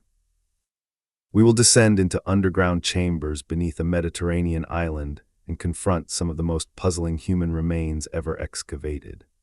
We will return to the Maya world to examine what their decline truly means and how their legacy continues to shape the present. We will revisit the Amazon's hidden cities with fresh eyes, understanding now that the Lidar data represents not just an archaeological discovery, but a philosophical revolution in how we think about tropical civilizations. We will examine the geological and anthropological mysteries that cluster around ancient sacred sites, asking why so many of the world's most sacred places are associated with the most dramatic and inexplicable physical phenomena. And we will attempt, at the journey's end, to draw these disparate threads together into something approaching a coherent picture of the deep human past, a picture that is necessarily incomplete, necessarily provisional, and necessarily humbling. Because that is what the ancient world does to those who look at it honestly. It humbles. It reminds us that the time span of recorded history is vanishingly small compared to the time span of human existence on this planet, and that the time span of human existence is itself vanishingly small compared to the age of the Earth and the cosmos that contains it. We are newcomers building on foundations laid by people who were fully human in every meaningful sense, curious, creative, capable of love and war and art and engineering, but who lived in worlds so different from our own that they might as well have inhabited another planet. Understanding them requires imagination as well as evidence, empathy as well as analysis. It requires us to hold uncertainty without letting it become an excuse for abandoning inquiry. So let us continue. Let us go deeper, beneath the streets of the Maltese capital Valletta, on an island that sits at the crossroads of the Mediterranean world. There is an underground space that has been puzzling researchers since its rediscovery in the early 20th century. The Hypogeum of Halsafliani, usually known simply as the Hypogeum, is a complex of interconnected underground chambers carved from the living limestone over a period that began approximately 5,000 years ago and extended through several centuries of use. It is one of the oldest known underground temples in the world, a subterranean sanctuary of extraordinary elaborateness, and it is also an ossuary, a place of the dead, where the bones of an estimated 7,000 individuals were deposited over the centuries of its use. The Hypogeum was discovered in 1902, when workers excavating foundations for a new building broke through its roof and found themselves looking down into chambers filled with ancient bones and artifacts. The subsequent excavation, conducted under difficult conditions and with the limited methodological tools of early 20th century archaeology, recovered an extraordinary collection of objects, figurines of remarkable artistic quality, pottery, stone tools, amulets, and other objects that testified to the sophistication of the Neolithic culture that had created this place. The figurines included images of human forms rendered with a rotund, voluptuous quality that has no parallel in contemporary European art, images of sleeping figures that have a dreamlike quality entirely appropriate to a subterranean sanctuary, and images of full-bodied female and male figures that may represent deities or ancestors. The architectural sophistication of the Hypogeum is itself remarkable. The underground chambers are not rough-hewn caves, but carefully designed and executed spaces, their walls and ceilings shaped with tools of stone and bone and antler to create smooth, curved surfaces, niches, and architectural features that mimic in underground stone the forms of the above-ground megalithic temples for which Malta is famous. One chamber, known as the Holy of Holies, is decorated with spiral motifs painted in red ochre, a pigment with deep symbolic significance in Neolithic cultures across a wide geographic range. Another chamber, known as the Oracle Room, has an acoustic property of extraordinary effectiveness. A deep male voice speaking from a particular position within the chamber resonates and amplifies in a way that fills the entire underground complex with sound, creating an experience that must have been profoundly impressive in ritual contexts. Whether this acoustic effect was deliberately engineered or a fortuitous consequence of the chamber's natural dimensions remains debated, but the possibility of intentional acoustic design in a sacred context adds another dimension to the already remarkable sophistication of this underground space. But it is not the architecture or the artifacts of the Hypogeum that generate the most intense interest and controversy. It is the bones. Or more precisely, it is what some of those bones reveal about the physical characteristics of the people buried there. Among the thousands of individuals represented in the Hypogeum's ossuary deposits, a subset of skulls, initially reported as 12, though the exact number and the whereabouts of all of them remain subjects of considerable confusion and debate, display a characteristic that sets them apart from the rest of the population buried in the site. These skulls are elongated. Their cranial vaults are stretched in a way that produces a dolichocephalic, long-headed shape that is markedly different from the more rounded skulls that represent the majority of the Hypogeum's population. And here is where things become genuinely mysterious. The elongation in these skulls appears, to at least some researchers who have examined them, to be of a different character than the elongation produced by the practice of artificial cranial deformation, the deliberate reshaping of infant skulls through the application of boards or bandages, that is documented in various cultures around the world. Artificial cranial deformation is a well-documented cultural practice. It was practiced extensively by pre-Columbian cultures in South America, including the cultures of the Paracas Peninsula in Peru, which produced some of the most dramatically elongated skulls in the archaeological record. It was practiced in various parts of Africa, in parts of Asia, and in some ancient European cultures. The practice works by applying pressure to an infant's skull during the period, in the first year or two of life, when the skull bones have not yet fully fused, and the cranial vault is therefore capable of being reshaped by sustained external pressure. The result is a skull that is longer and narrower than it would naturally be, a shape that is distinctive, and that served as a cultural marker of group identity or social status in the cultures that practiced it. The skulls from the Hypogeum are elongated. But the question that has generated such intense interest is whether their elongation is the result of artificial deformation, or whether it reflects a natural anatomical characteristic of the individuals in question, a characteristic that would suggest these people belong to a population with genuinely different head shapes than the majority of the Maltese Neolithic population. This question has been extraordinarily difficult to resolve, for reasons that are both scientific and circumstantial.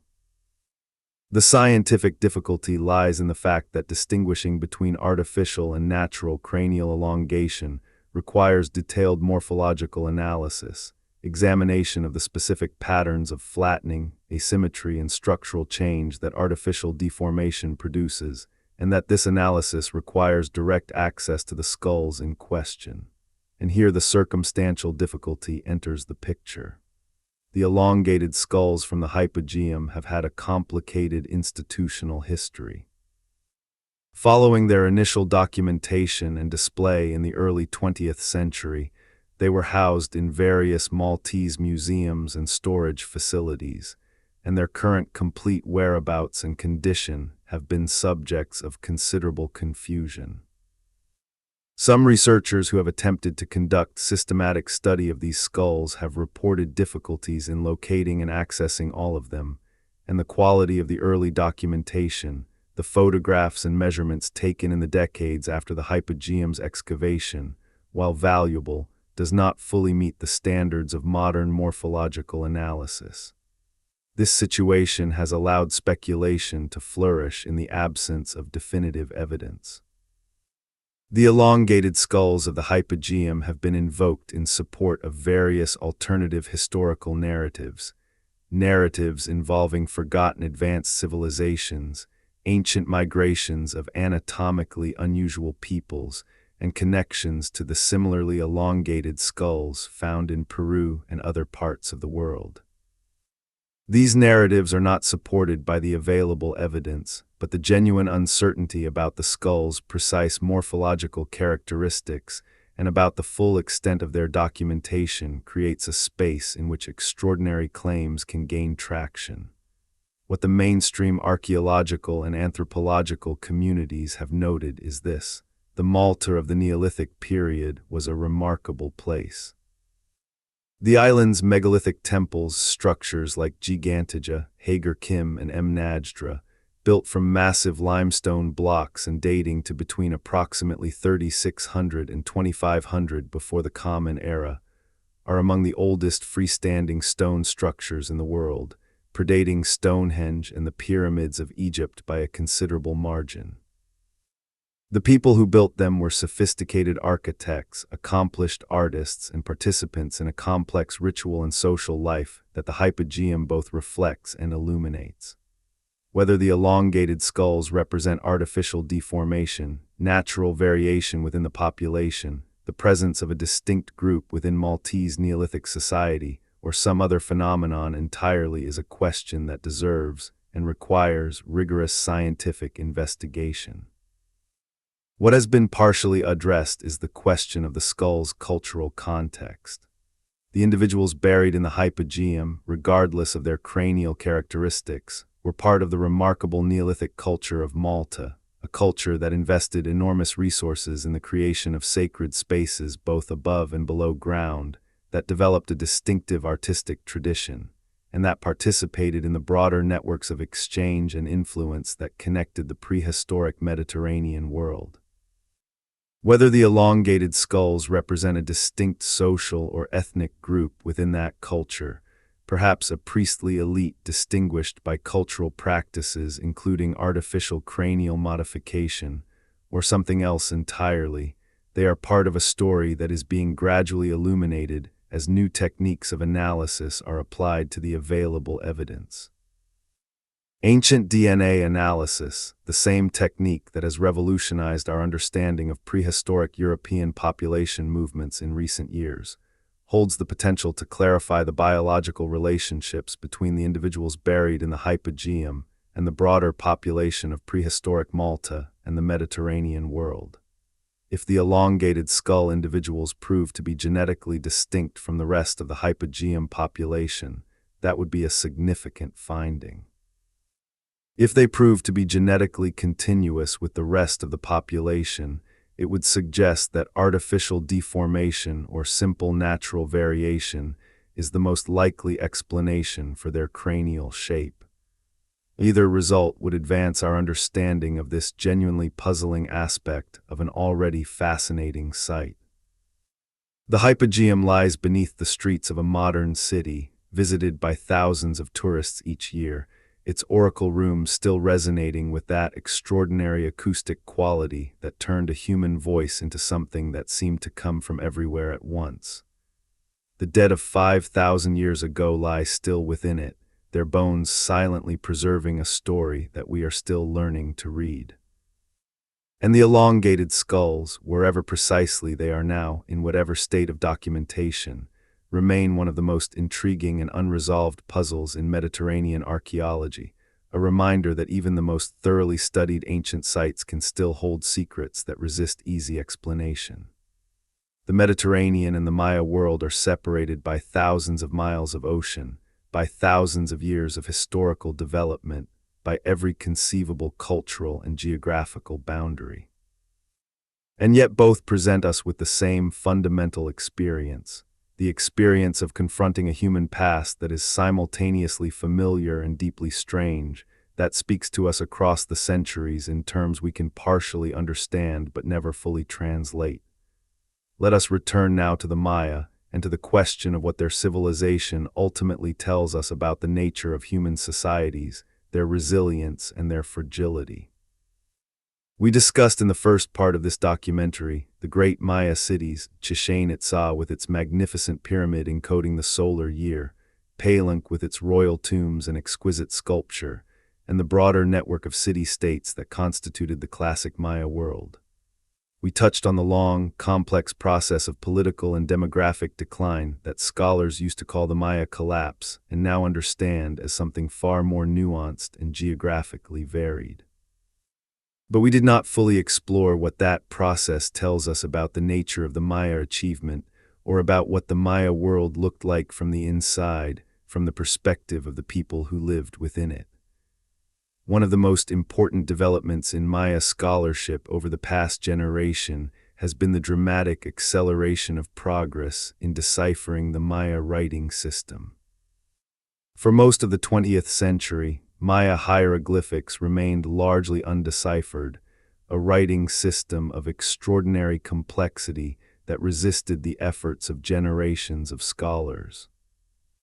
The breakthrough came through the work of researchers including Yuri Norizov, a Soviet linguist who in the 1950s demonstrated that the Maya script was at least partly phonetic, that it used signs to represent sounds, not just ideas, and through the subsequent work of epigraphers like Tatyana Proskuryakov, who demonstrated in the 1960s that the inscriptions on Maya stelae recorded historical events involving real named individuals.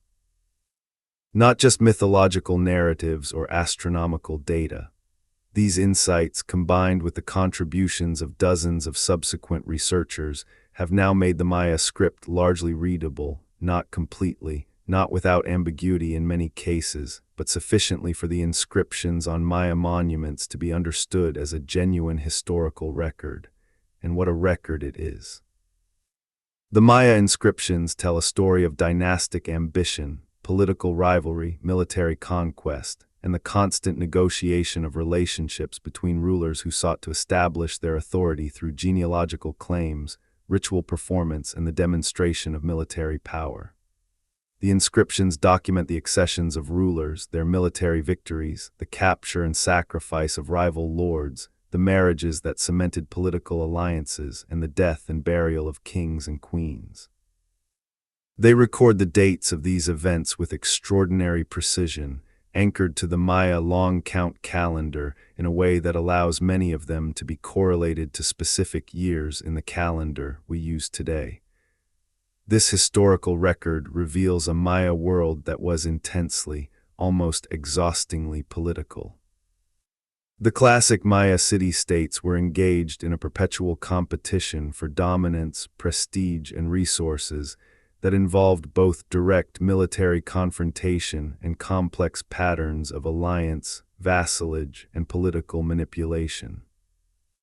The great powers of the classic period, cities like Tikal in present-day Guatemala and Calakmul in present-day Mexico, competed for hegemony over vast networks of smaller polities, building what some researchers have described as competing alliance blocks or super-states, in which the major powers sought to extend their influence by bringing smaller cities into positions of tributary dependency. This competition was not merely political, it was cosmological. Maya rulers were understood as more than political leaders. They were intermediaries between the human world and the divine, responsible for maintaining the ritual cycles that kept the cosmos functioning, for ensuring the rains came at the right time, for interceding with the gods on behalf of their people. The elaborate ceremonial life documented in Maya art and inscription, the bloodletting rituals in which rulers pierced their own tongues or genitals to offer blood to the gods, the ball game with its cosmic associations, the great calendrical ceremonies that marked the completion of time periods, all of this was not mere performance. It was, in the Maya understanding, the essential maintenance of a cosmic order that could fall apart if it were not constantly renewed through ritual action. This cosmological dimension of Maya rulership had profound political consequences. A ruler whose realm suffered drought, disease, or military defeat was not just a failed political leader, he was a failed ritual intermediary, someone who had demonstrably lost the favor of the gods or had failed to perform his cosmic duties effectively.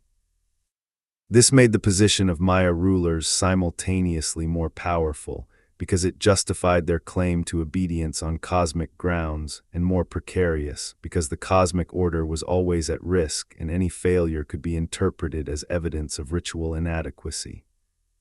The combination of intense political competition, cosmological responsibility, and environmental vulnerability created a system under enormous stress. For centuries, the Maya managed this stress successfully, channeling it into the productive rivalry that drove their remarkable cultural achievements, the magnificent architecture, the sophisticated writing, the astronomical knowledge, the artistic tradition. But as the classic period progressed, the stresses accumulated. The archaeological evidence from the terminal classic period, roughly the 9th century of the Common Era, shows signs of escalating warfare, declining agricultural productivity in some regions, increasing social inequality, and the breakdown of the trade networks that had sustained the material prosperity of the great cities. The epigraphic record from this period becomes increasingly dominated by accounts of military conflict and increasingly silent about the construction projects, ritual performances, and dynastic celebrations that characterized the height of the classic period. Some cities stopped erecting stelae, the carved stone monuments that recorded the dates and achievements of rulers, before they were finally abandoned. Others erected stelae of declining quality, as though the resources and skilled labor needed to produce the finest monuments were no longer available. The cultural output of the terminal classic Maya city-states tells the story of societies under severe stress, struggling to maintain the elaborate ritual and administrative machinery of classic civilization in increasingly difficult circumstances. What happened to the people of the abandoned cities is a question that archaeology is beginning to answer more fully. The populations did not simply disappear, they moved. Isotopic analysis of skeletal remains from sites that were occupied during the terminal classic and early post-classic periods reveals patterns of migration. People moving from the abandoned cities of the southern lowlands to regions that remained more viable, particularly the northern Yucatan Peninsula, where rainfall was more reliable and where the political systems were reorganizing in new forms. The post-classic Maya world, the period from roughly 900 to 1500 of the Common Era, is a different world from the classic, but it is not a lesser one. New cities rose to prominence. New political structures emerged, including confederations and trading networks that were in some ways more resilient and commercially oriented than the classic city-state system. The Maya continued to practice their religion, to use their writing system, to make art, to trade, to build. They adapted as human societies do when their existing organizational forms fail to meet the challenges they face. They did not disappear, they transformed, and then in the early 16th century, the European encounter changed everything. The Spanish conquest of the Maya world was a prolonged, brutal, and complicated process that stretched across most of the 16th century and beyond. The last independent Maya kingdom, Najpitán in present-day Guatemala, did not fall to Spanish forces until 1697. The conquest brought not just military defeat but demographic catastrophe.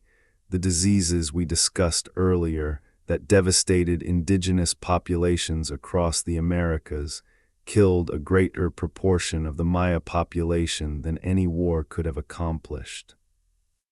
And the systematic destruction of Maya books, the famous burning of Maya codices ordered by the Spanish friar Diego de Landa in 1562, who destroyed centuries of accumulated knowledge in the name of eliminating what he considered idolatry, amputated the civilization's memory in ways that can never be fully repaired.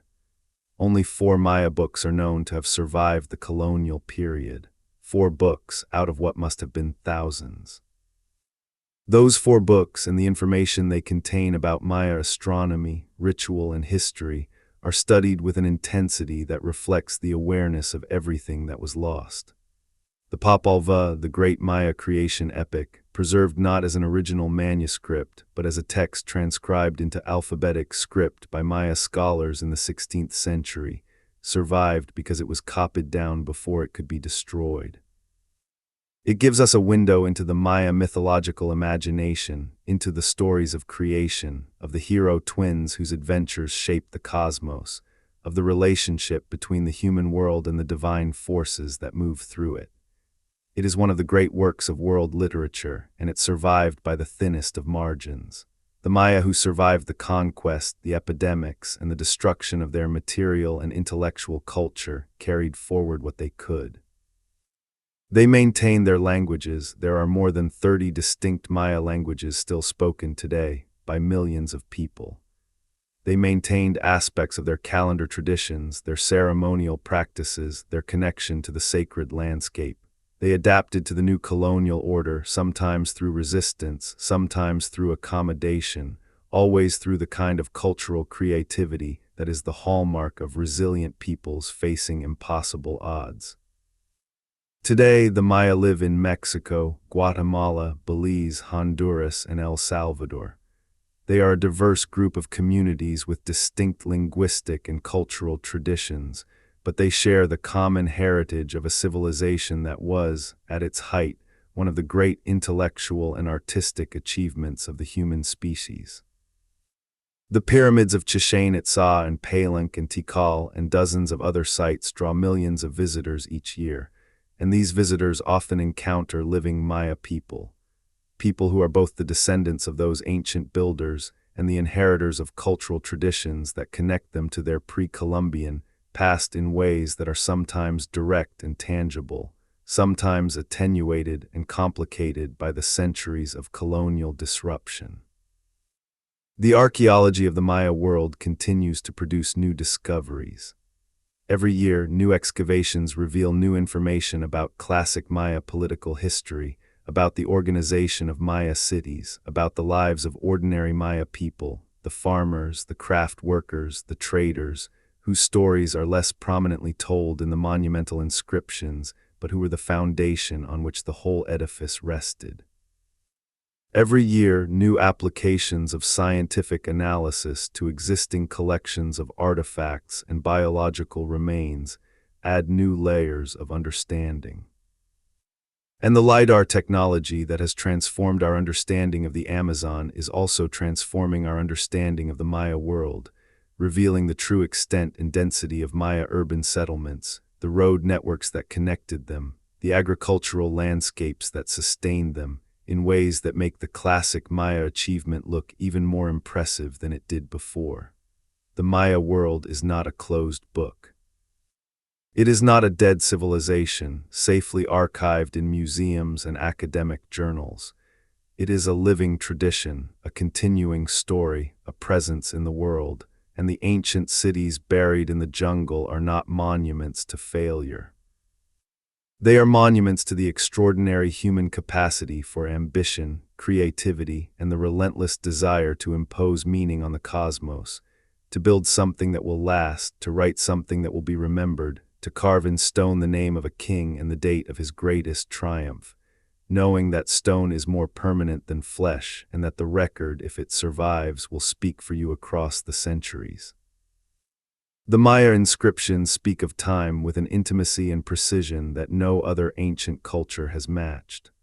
They track time across scales that dwarf any individual human life or any historical dynasty, back to the mythological date of creation, forward to the completion of vast calendar cycles that stretch millions of years into the future. They understood time not as a linear sequence, but as a complex, overlapping series of cycles, each with its own character and significance, each influencing the events that occurred within it. This cyclical understanding of time is deeply different from the predominantly linear view of time that has shaped much of modern Western thought, and it offers a different kind of perspective on the questions we have been examining throughout this documentary. From a cyclical perspective, the rise and fall of civilizations is not a story of progress interrupted by failure or of achievement followed by catastrophe. It is the natural rhythm of human history, the waxing and waning of complexity, the emergence and dissolution of social forms, the constant transformation of the human relationship to the natural and supernatural world. The Maya cities of the classic period did not fail. They completed a cycle. The civilization that succeeded them was different, but it was not lesser. It was adapted to different circumstances, organized around different principles, expressing the same fundamental human creativity in different forms. This perspective does not minimize the real suffering that accompanied the social disruptions of the terminal classic period. Drought, warfare, social instability, these things caused genuine human misery, and the people who lived through the decline of the classic Maya cities experienced real deprivation and displacement. But it does suggest that our tendency to frame the end of ancient civilizations as tragedies to be explained may reflect our own cultural assumptions about the permanence and value of complex civilization more than it reflects any objective assessment of what happened.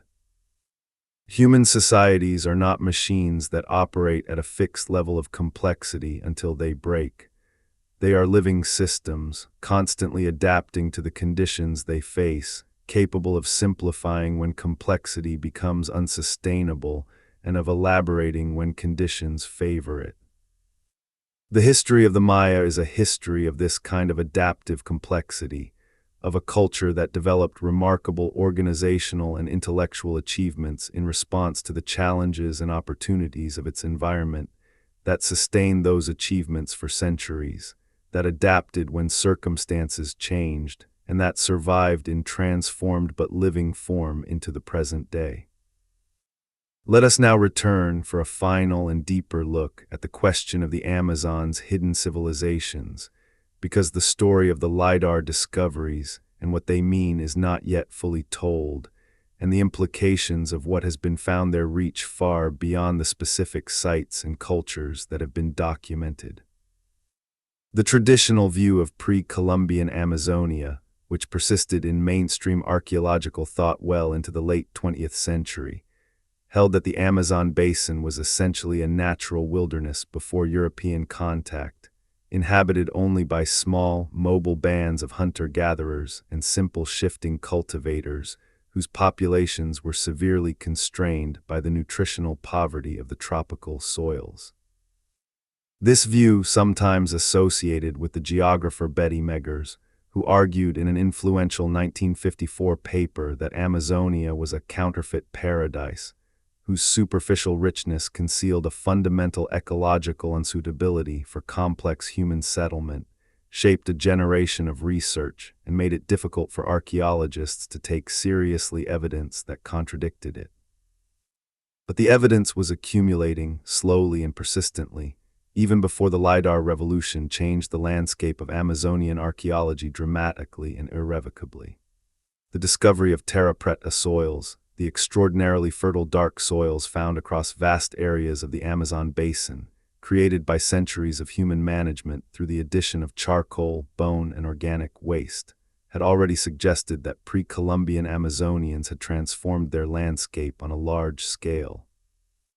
The ethnobotanical evidence that many Amazonian plant species show signs of domestication or cultivation by indigenous peoples, including crop plants like manioc, cacao, Brazil nuts, and many others, suggested a long and intimate relationship between Amazonian peoples and their forest environment that went far beyond simple foraging. The Lidar data added the architectural and urban dimension to this picture. When the lasers stripped away the canopy and revealed the earthworks beneath, what they showed was not just individual large sites, but entire organized landscapes, regions where human settlement, agriculture, and infrastructure had transformed the natural environment over enormous areas and over centuries of accumulated effort. The people who created these landscapes were not simply living in the forest. They were managing it, shaping it, engineering it in ways that served their agricultural, economic, and social needs. The Llanos de Mojos region of lowland Bolivia, which we touched on in the first part of this documentary, is one of the best studied examples of this landscape management. The hydraulic engineering of the Llanos de Mojos, the raised fields, the canals, the causeways, the fish weirs, the artificial ponds, represents one of the most sophisticated systems of agricultural infrastructure ever created in the pre-Columbian Americas. And it was created in one of the most challenging possible environments, a seasonally flooded savanna where the difference between the wet season and the dry season is the difference between a landscape that is largely underwater and one that is parched to dust. The people who created this system did not just survive in this environment, they thrived in it. Their raised fields, elevated above the flood level and surrounded by canals that controlled water flow, were among the most productive agricultural land in the entire Amazon basin. The fish that accumulated in their canals and ponds during the wet season provided a reliable protein source. Their causeways kept trade and communication flowing even when the surrounding landscape was a vast shallow lake. Their towns and cities, built on artificial mounds that rose above the flood level, housed substantial populations in organized urban settlements. Estimates of the population supported by the Llanos de Mojos system vary widely, as they do for most pre-Columbian Amazonian populations. The evidence is indirect and the uncertainties are large. But the scale of the infrastructure that has been documented strongly suggests populations in the hundreds of thousands, perhaps in the low millions, in this one region alone. When you extrapolate from the Llanos de Mojos to the broader Amazon basin, to the many other regions where Lidar surveys have revealed evidence of similar levels of landscape management and settlement density, the aggregate picture of pre-Columbian Amazonian population size becomes truly staggering. Some researchers have estimated that the total pre-Columbian population of the Amazon basin may have been in the range of 5 to 10 million people, possibly more, depending on how the evidence is interpreted. This is not a small population of scattered foragers. It is a major center of human civilization, comparable in demographic terms to contemporary civilizations in other parts of the world, and operating in an environment that most outside observers would have considered inhospitable to such density. The implications of this revised picture extend far beyond archaeology. If the Amazon basin was home to millions of people organized into complex societies that intensively managed their landscape, then the forest we call pristine Amazon rainforest today is not, in fact, pristine. It is the regrown remnant of a managed landscape, a landscape that has been recovering from the catastrophic depopulation of the post-contact period for 500 years. The biodiversity of the Amazon, its particular species composition, the distribution of its plant communities, the structure of its ecological relationships, all of this has been shaped, at least in part, by thousands of years of human management that ended abruptly 5 centuries ago. This has profound implications for conservation. If the Amazon's extraordinary biodiversity was partly the product of deliberate human management, if indigenous peoples were, in effect, horticulturalists of the forest as well as farmers of their fields, then the idea that the best way to protect the Amazon is to exclude human presence from it may be fundamentally mistaken. The most biodiverse parts of the Amazon today are often areas where indigenous communities still live and practice traditional forms of land management. The insight from pre-Columbian archaeology is that this is not a coincidence. The Amazon's lost cities, revealed by Lidar, are not just archaeological curiosities. They are evidence of a way of living in a tropical environment that achieved long-term sustainability on a scale that modern land use practices in the Amazon have catastrophically failed to match. The burning and clearing of Amazonian forest for cattle ranching and industrial agriculture that has characterized the past century of Amazonian history is producing environmental devastation at a rate that would have been unimaginable to the pre-Columbian inhabitants of the region, who managed their landscape for productivity and sustainability over centuries and millennia. The lost cities of the Amazon whisper a lesson that it would be very much in our interest to hear. They tell us that the Amazon can support human civilization, substantial, complex, sophisticated human civilization, without being destroyed in the process. The people who built the earthworks of the Llanos de Mojos, who planted the orchards and managed the forests of the Terra Preta zones, who built their causeways and fish weirs and raised their children in cities that no one outside their world knew existed, they knew something that we have not yet fully learned. They knew how to live in the Amazon. Not just to survive in it, but to flourish in it, to build a civilization within it, to enhance its biological richness rather than diminishing it. The recovery of that knowledge through archaeology, through the preservation and documentation of indigenous knowledge systems, through genuine engagement with the communities that carry living remnants of those ancient traditions, may be one of the most valuable intellectual projects of the coming century. As we draw toward the conclusion of this documentary's exploration of ancient mysteries, let us take a step back from individual sites and civilizations and ask the larger question that these stories, taken together, demand. What do they tell us collectively about the deep history of the human species? What picture of our past emerges when we look at Gunung Padang and the Maya cities and the Amazon's hidden urban systems, and the Hypogeum of Malta and Lovelock Cave and Crater Lake and all the other places and phenomena we have examined? What can we say with reasonable confidence about the nature and the trajectory of human history on this planet? The first and most important thing we can say is that the human past is far more ancient and far more complex than we previously believed. This is not a new observation. Archaeologists and historians have been making versions of this statement for generations, each generation pushing the known boundaries of human complexity a little further back in time. But the rate at which this revision is proceeding has accelerated dramatically in recent decades, driven by advances in dating technology, remote sensing, ancient DNA analysis, and the application of an increasingly diverse toolkit of scientific methods to archaeological questions. The discovery of Göbekli Tepe in the 1990s pushed the known date of monumental stone construction back to 11,000 years ago, forcing a revision of the idea that such construction required agricultural societies. The research at Gunung Padang, if its conclusions hold up to further scrutiny, potentially pushes the date of monumental construction back to 27,000 years ago, a revision so dramatic that it challenges fundamental assumptions about the cognitive and organizational capabilities of Paleolithic human communities.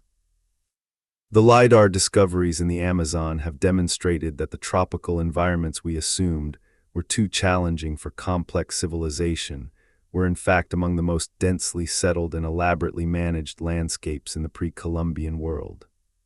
The decipherment of Maya writing has given us access to a detailed historical record spanning more than 1,000 years of a civilization that most people in the world knew essentially nothing about a century ago.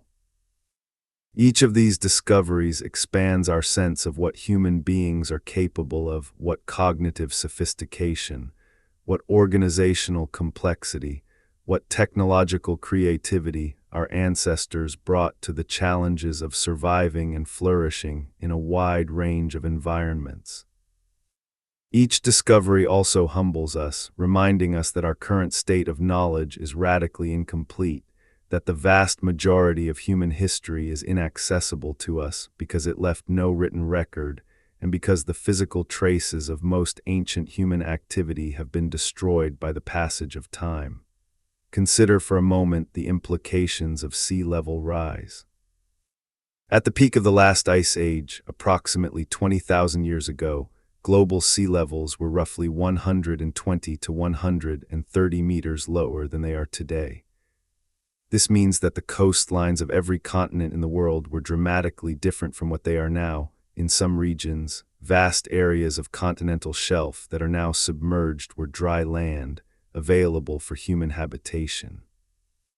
The human populations of the Ice Age lived preferentially near coastlines, as people in most eras of history have done, because coasts offer reliable access to marine food resources that can sustain large, dense populations.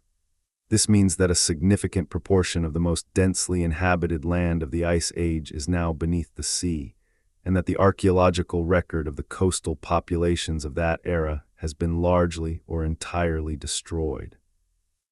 This observation, sometimes called the problem of continental shelf archaeology, is not a minor qualification. It is a fundamental limitation on our ability to understand early human history. The populations that lived along the Ice Age coastlines of Southeast Asia, of Africa, of Australia, of the Americas, these are the populations that may have been responsible for some of the most important developments in early human cultural evolution, and their physical remains and material culture are largely inaccessible to us, lying under water that is too deep for conventional archaeology and spread across areas too vast for comprehensive survey. The Yonaguni monument off Japan, the submerged sites that have been found off the coasts of India and the Persian Gulf, the evidence of now submerged coastlines documented in indigenous oral traditions around the world, these are hints of a submerged history that we can barely glimpse. The full extent of what lies beneath the world's shallow seas, from the era when those seas were coastal plains and lowlands, is something we have barely begun to investigate. The technology exists in principle to conduct much more comprehensive surveys of these areas. Underwater drones, synthetic aperture sonar, and other tools offer the prospect of a genuine archaeology of the continental shelves. What such surveys would reveal is one of the most exciting open questions in the entire field of human prehistory. The second major conclusion that emerges from the stories we have examined is that the relationship between legend and history is far more complex and far more interesting than a simple opposition between myth and fact would suggest. We have seen this in multiple contexts throughout this documentary. The Paiute oral tradition about the Ka and Lovelock cave preserves a cultural memory of conflict between groups in the Great Basin, whatever the ultimate identity of the Ka might be. The Klamath and Modoc traditions about the creation of Crater Lake appear to preserve a genuine cultural memory of the eruption of Mount Mazama, an event that occurred almost 8,000 years ago. The Flores traditions about the Ebu Gogo may preserve a memory of actual encounters with Homo floresiensis. The local reverence for Gunung Padang as an ancient sacred site may reflect an unbroken connection to a genuine ancient monument. The Maya oral traditions collected by the Spanish friars who destroyed most of the books that contained them include elements that can be correlated with the archaeological and astronomical record in ways that confirm their historical content. This pattern of oral traditions preserving genuine historical information over periods far longer than scholars once assumed was possible is being increasingly recognized and systematically studied. The field of geomythology, which we mentioned in the context of Crater Lake, is one manifestation of this recognition. So is the growing body of work on the historical content of indigenous oral traditions around the world, work that takes seriously the possibility that traditions maintained through careful transmission across many generations can preserve accurate information about events and conditions that occurred thousands of years in the past. This does not mean that all legends are historical, or that every monster story represents the memory of a real creature, or that every account of a lost golden city reflects an actual archaeological reality. The critical evaluation of oral traditions requires the same careful attention to evidence and context that the evaluation of any other historical source requires. But it does mean that the automatic dismissal of oral tradition as mere mythology, as fictional elaboration, as the projection of human fears and desires onto an indifferent natural world, is methodologically indefensible and practically counterproductive. The people who maintained these traditions over countless generations were not fools. They were often preserving real knowledge, encoded in forms that could survive transmission through time in the only medium available to them. The third conclusion that emerges from our exploration is about the nature of archaeological discovery itself, about what it means to find something that was lost, to see something that was hidden, to understand something that was obscure. Every discovery we have examined in this documentary was, in its own way, a confrontation with the limits of our knowledge, a reminder that the map is not the territory, that what we know is always and necessarily smaller than what there is to know. The Lidar surveys that revealed the hidden cities of the Amazon did not create those cities. They revealed what was always there, waiting to be seen by instruments precise enough to see it. The decipherment of Maya writing did not create the historical record inscribed on Maya monuments. It recovered what was always written in stone, waiting for someone to understand the language. The research at Gunung Padang did not build a pyramid where none existed. It probed beneath the surface of a hill to find what, if the research is correct, was always there: human intention encoded in stone, buried under thousands of years of accumulated soil and vegetation. Discovery is always, in this sense, a process of catching up with what already exists. The world is older than our knowledge of it, more complex than our models of it, more full of the traces of human activity than our surveys have yet documented. Every generation of researchers inherits a body of knowledge that represents only a fraction of what there is to know, and adds to it through the application of new methods, new tools, new questions, and new willingness to challenge inherited assumptions. The next generation will inherit what we have learned and will discover things that we cannot currently imagine. What is being discovered, piece by piece and dataset by dataset, is a past in which human beings were more creative, more organized, more geographically extensive in their activities, and more capable of leaving lasting marks on their environment than the models of even a generation ago recognized. The ancient world was not a simpler world. It was a different world, organized on different principles, drawing on different knowledge, operating through different institutions, but it was not less fully human than the world we inhabit. The people who built the terraces of Gunung Padang, or the earthworks of the Llanos de Mojos, or the temples of Palenque, or the underground sanctuaries of Malta, were as fully human as we are, possessed of the same cognitive capacities, the same emotional range, the same fundamental curiosity about the world and their place in it. There is a temptation, when contemplating the mysteries of the ancient world, to reach for dramatic conclusions, to posit forgotten super-civilizations, ancient astronauts, catastrophic resets of human history that explain why so many ancient cultures seem to have emerged with sophisticated knowledge already in place. These ideas have a persistent popular appeal, and it is worth understanding why. They appeal because the pace of archaeological discovery has been so rapid, the revisions to our understanding of human prehistory so dramatic and so frequent, that it can feel as though the conventional scientific account is always playing catch-up, always being proven wrong, always underestimating the ancients. And from that feeling, it is a short step to the suspicion that the conventional account is not just incomplete but fundamentally misleading, that there is a truth about human history that mainstream archaeology is either too cautious or too invested in its existing models to acknowledge. But there is a better way to understand the excitement of the current moment in archaeological research, one that does not require abandoning the standards of evidence that make knowledge reliable. The conventional account of human prehistory is not fundamentally misleading. It is incomplete, necessarily and perpetually incomplete, because the past is enormously complex and our tools for investigating it are always limited. The revisions that have been made to our understanding of ancient human complexity over the past generation are not evidence that archaeology has been systematically deceived or that its practitioners are incapable of recognizing truth. They are evidence that science works, that new methods produce new discoveries, that old assumptions are tested against new evidence and revised when the evidence demands it, that the process of inquiry is genuinely open-ended and genuinely capable of producing surprises. The sites and phenomena we have examined in this documentary, Gunung Padang, Homo floresiensis, the Yonaguni Monument, the Maya cities, the Amazon's hidden urban systems, the legends of Lovelock Cave and Crater Lake, the elongated skulls of the Hypogeum, are extraordinary enough without embellishment. They do not need to be connected to a lost super-civilization to be fascinating.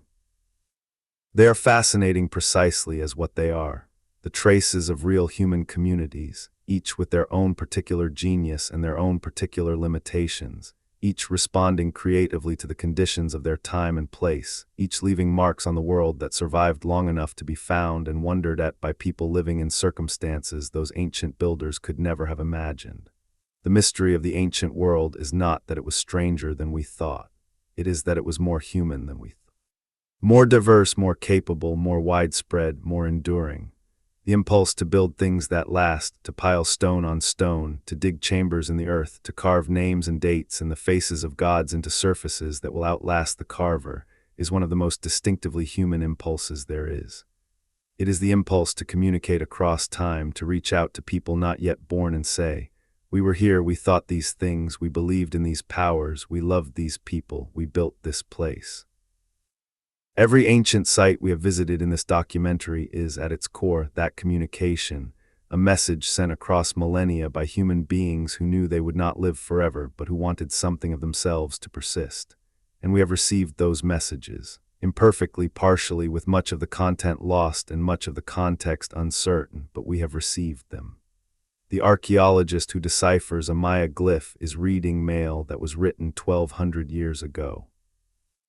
The researcher who pulls a core sample from the depths of Gunung Padang is touching stone that human hands shaped tens of thousands of years in the past. The diver who descends to the terraces of the Yonaguni monument is looking at something that was last above the waterline when the world was a colder, drier place, and the ancestors of all of us were huddled against the cold of the last great ice age. Every one of these encounters with the ancient world is an act of connection, a reaching back through time to find the human beings who came before us and to acknowledge, across the incomprehensible distance of years, that we recognize in them something of ourselves. The great sites of the ancient world are not evenly distributed across the Earth's surface, and their uneven distribution is itself a kind of message. They cluster in certain environments, in tropical regions that supported high agricultural productivity, along river valleys that provided water and transportation, on islands and coastlines that were easily accessible and whose resources could sustain dense populations. They cluster at certain moments in time, periods of climatic stability that allowed agricultural surpluses to accumulate and populations to grow. And they are associated frequently and consistently with particular kinds of landscape features, elevated terrain, water sources, geological anomalies, locations from which the movements of astronomical objects can be precisely observed. This association between ancient sacred sites and particular landscape features is one of the most persistently intriguing patterns in global archaeology. Across cultures that had no known contact with each other, in geographical contexts as diverse as the highlands of Java and the desert plateaus of Malta and the tropical lowlands of the Yucatan Peninsula, human beings consistently chose to build their most important structures at locations that shared certain characteristics. High places with commanding views, sites near the boundaries between different ecological zones, locations associated with water, springs, rivers, lakes, coastlines. Places where geological peculiarities, unusual rock formations, caves, volcanic features suggested the presence of power that transcended the ordinary world. Why this consistency? Part of the answer is practical. Elevated sites provide defensive advantage. Water sources are necessary for any permanent settlement. Commanding views are useful for both defense and navigation. But the practical explanation, while real, is insufficient. The effort invested in the construction of ancient sacred sites far exceeds what any purely practical motivation could explain. The people who built the temples of the Maya, the underground sanctuaries of Malta, the terraced monuments of Indonesia, the earthwork complexes of the Amazon, were not motivated primarily by military strategy or agricultural convenience. They were motivated by something more fundamental, by the human need to identify and mark places of power, to create spaces where the boundary between the ordinary world and the world of the sacred could be crossed, where human beings could come into contact with forces larger than themselves. This need for sacred space, for contact with the transcendent, for the marking of places where the human and the divine intersect, is itself one of the most universal features of human culture. No human society known to anthropology lacks some version of it. Whether expressed through elaborate temple complexes or simple stone circles, through underground cave sanctuaries or mountaintop observatories, through the painting of cave walls or the carving of elaborate hieroglyphic texts, the human impulse to create and maintain sacred space is as constant as any biological feature of our species. It may in fact be as fundamentally human as language itself, a cognitive and cultural capacity that defines our species as surely as our ability to use symbols and to think about our own past and future. The ancient sites we have visited in this documentary are, in this perspective, not puzzles to be solved or mysteries to be decoded. They are expressions of a human capacity that we share with their builders, the capacity to look at the world and see in it not just resources and obstacles, but meaning, significance, the presence of powers and relationships that demand acknowledgement and response. The pyramid builders of Gunung Padang and the tomb builders of Palenque and the earthwork builders of the Llanos de Mojos and the cave sanctuary builders of Malta were all expressing this capacity, in forms shaped by their particular cultures, their particular environments, and their particular historical moments. And we, in visiting their creations, studying them, wondering about them, are expressing the same capacity, the capacity to recognize meaning across the barriers of time and culture, to feel the presence of other human minds in the stones and bones and pigments they left behind. As we come to the end of this journey through the ancient world's greatest mysteries, let us take a final moment to consider what it means to live in this particular moment, a moment when the pace of discovery is accelerating, when the tools available to researchers are more powerful than they have ever been, and when the picture of the human past is changing more rapidly than at any previous point in the history of archaeology. We live in a time when a scientist can point a laser at the ground from an aircraft and strip away 1,000 years of forest growth to reveal the invisible cities of a forgotten civilization. We live in a time when a sliver of ancient bone no larger than a thumbnail can be sequenced to reveal the genetic heritage of a person who lived 30,000 years ago, and that sequence can be compared to thousands of other ancient and modern genomes to trace the movements of populations across continents over millennia. We live in a time when the precise date of an event that occurred millions of years ago can be determined by measuring the ratios of radioactive isotopes in a rock sample, and when the chemistry of a human tooth can reveal where that person grew up, what they ate, and where they traveled in the course of their lifetime.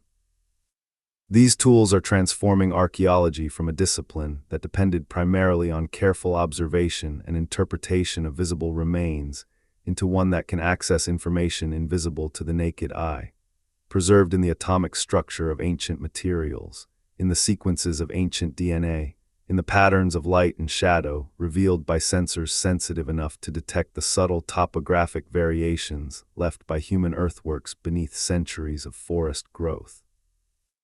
The transformation is profound and it is ongoing, and yet, and this is the paradox that makes the study of the ancient world perpetually humbling, the more powerful our tools become, the more clearly we see how much we do not know. Every answer reveals new questions. Every discovery opens new corridors of inquiry. Every revision of our understanding of the ancient world reveals the outlines of further revisions that will be necessary as new evidence accumulates. The ancient world is not a fixed object waiting to be known. It is a dynamic field of inquiry, constantly generating new surprises, constantly challenging the models we build to contain it. This is not a reason for despair. It is a reason for continued engagement, for the kind of persistent, rigorous, imaginative inquiry that has produced the extraordinary discoveries we have discussed in this documentary. The researchers who investigated Gunung Padang with their ground-penetrating radar, the epigraphers who devoted careers to decoding the Maya script, the archaeologists who led Lidar surveys over the Amazon canopy, the physical anthropologists who have tried to understand the elongated skulls of the Hypogeum, the geologists who have used lake sediment cores to reconstruct the climate history of the Maya lowlands. All of these people have spent their professional lives in the service of understanding the human past, knowing that what they discover will always be partial, always provisional, always subject to revision in the light of new evidence. That is the nature of honest inquiry. It never reaches a final destination. It is always in motion, always approaching the truth without ever fully arriving at it. And that is what makes it the most worthwhile journey a human mind can take. The ancient world is not behind us. It is beneath us, beneath the cities we build on top of older cities, beneath the fields we plant where older fields once grew, beneath the ocean's surface where whole civilizations may lie waiting to be found. It is within us, in the DNA that carries the traces of every population our ancestors encountered and interbred with over hundreds of thousands of years of migration and mixture. in the cognitive and cultural capacities that we share with every human being who has ever lived, in the impulse to ask questions about where we came from and what the ruins of the past mean. We began this documentary with the claim that there are places on this earth that should not exist, structures that defy explanation, ruins buried beneath jungle floors and ocean waves, legends that speak of creatures and cities and civilizations too ancient for conventional history to contain. We have examined many of those places in the course of this journey, and we have found that the reality is both more complicated and more extraordinary than any simple formulation can capture. Gunung Padang may be a 27,000-year-old pyramid, or it may be a natural formation with human modifications much later in time, or something between these two extremes. The Gogo of Flores may be a memory of Homo floresiensis, a conflation of various natural phenomena and human beings, or something else entirely. The Yonaguni monument may be a submerged ancient structure, a natural formation of remarkable geometric regularity, or a natural formation that was modified by human hands. The Maya cities did not collapse, they transformed, their populations dispersed and reorganized, their cultural traditions adapted and survived. The Amazon was not a primordial wilderness, it was a managed landscape supporting millions of people in complex urban societies. Percy Fawcett did not find the lost city of Z, but the city was there, or rather, the cities were there, hundreds of them, revealed by the patient light of lasers scanning the forest from above. The elongated skulls of the Hypogeum may reflect artificial deformation or natural variation, and the question deserves rigorous investigation rather than premature conclusion. The legend of Lovelock Cave's red-haired giants is not supported by the archaeological evidence, but the real people who lived around ancient Lake Lahontan are no less remarkable for the absence of mythology. The creation of Crater Lake was indeed catastrophic and dramatic and witnessed by human beings, and the cultural memory of it has been maintained across 380 generations of oral transmission. These are the realities behind the legends, and the realities are themselves extraordinary. What the ancient world tells us ultimately is that human beings have always been human, always curious, always creative, always reaching beyond the immediate needs of survival to ask larger questions and build larger things. The capacity for civilization, for the organized, collective pursuit of complexity, is not a recent acquisition. It is not something that appeared suddenly with the invention of agriculture or writing or bronze metallurgy. It is something inherent in the human species, expressed in whatever forms the available technology and resources and environmental conditions make possible, pushing always toward greater elaboration, greater sophistication, greater reach across space and time. The ancient world did not end, it transformed, it is still transforming. The civilization of the present is built on the foundations of all the civilizations that came before it, not just the well-known ones, the Greeks and Romans and Chinese and Egyptians whose contributions are most prominently featured in standard historical accounts, but the builders of Gunung Padang and the earthworks of the Llanos de Mojos and the underground sanctuaries of Malta and the jungle cities of the Maya. All of them contributed to the accumulated knowledge, the cultural innovations, the ecological relationships, the genetic heritage that we carry with us today. Every time an archaeologist brushes soil from an ancient bone, every time a Lidar scan reveals an invisible city, every time a linguist deciphers an ancient inscription, every time a geologist reads the story of a catastrophic eruption in the layers of a lake sediment core, a connection is made across time. A message sent by the distant past is received in the present. A human mind reaches out across millennia and touches another human mind, different in almost every superficial detail but identical in the things that matter most. The capacity to wonder, the need to understand, the impulse to leave something behind. That is what the ancient world's mysteries ultimately are, invitations to wonder. They invite us to imagine the world as it was before we arrived to observe it, a world of forests and plains and coasts and rivers that were as fully inhabited, as fully shaped by human activity, as fully charged with meaning and significance as the world we know today. They invite us to recognize in the builders of ancient monuments our own reflection, distorted by distance and difference, but recognizably human, recognizably us. Pyramids and tombs and temples and caves and causeways and earthworks of the ancient world are mirrors. When we look into them with sufficient care and humility, we see ourselves, our ancestors, our inheritors, our own nature reflected back across the immensity of time.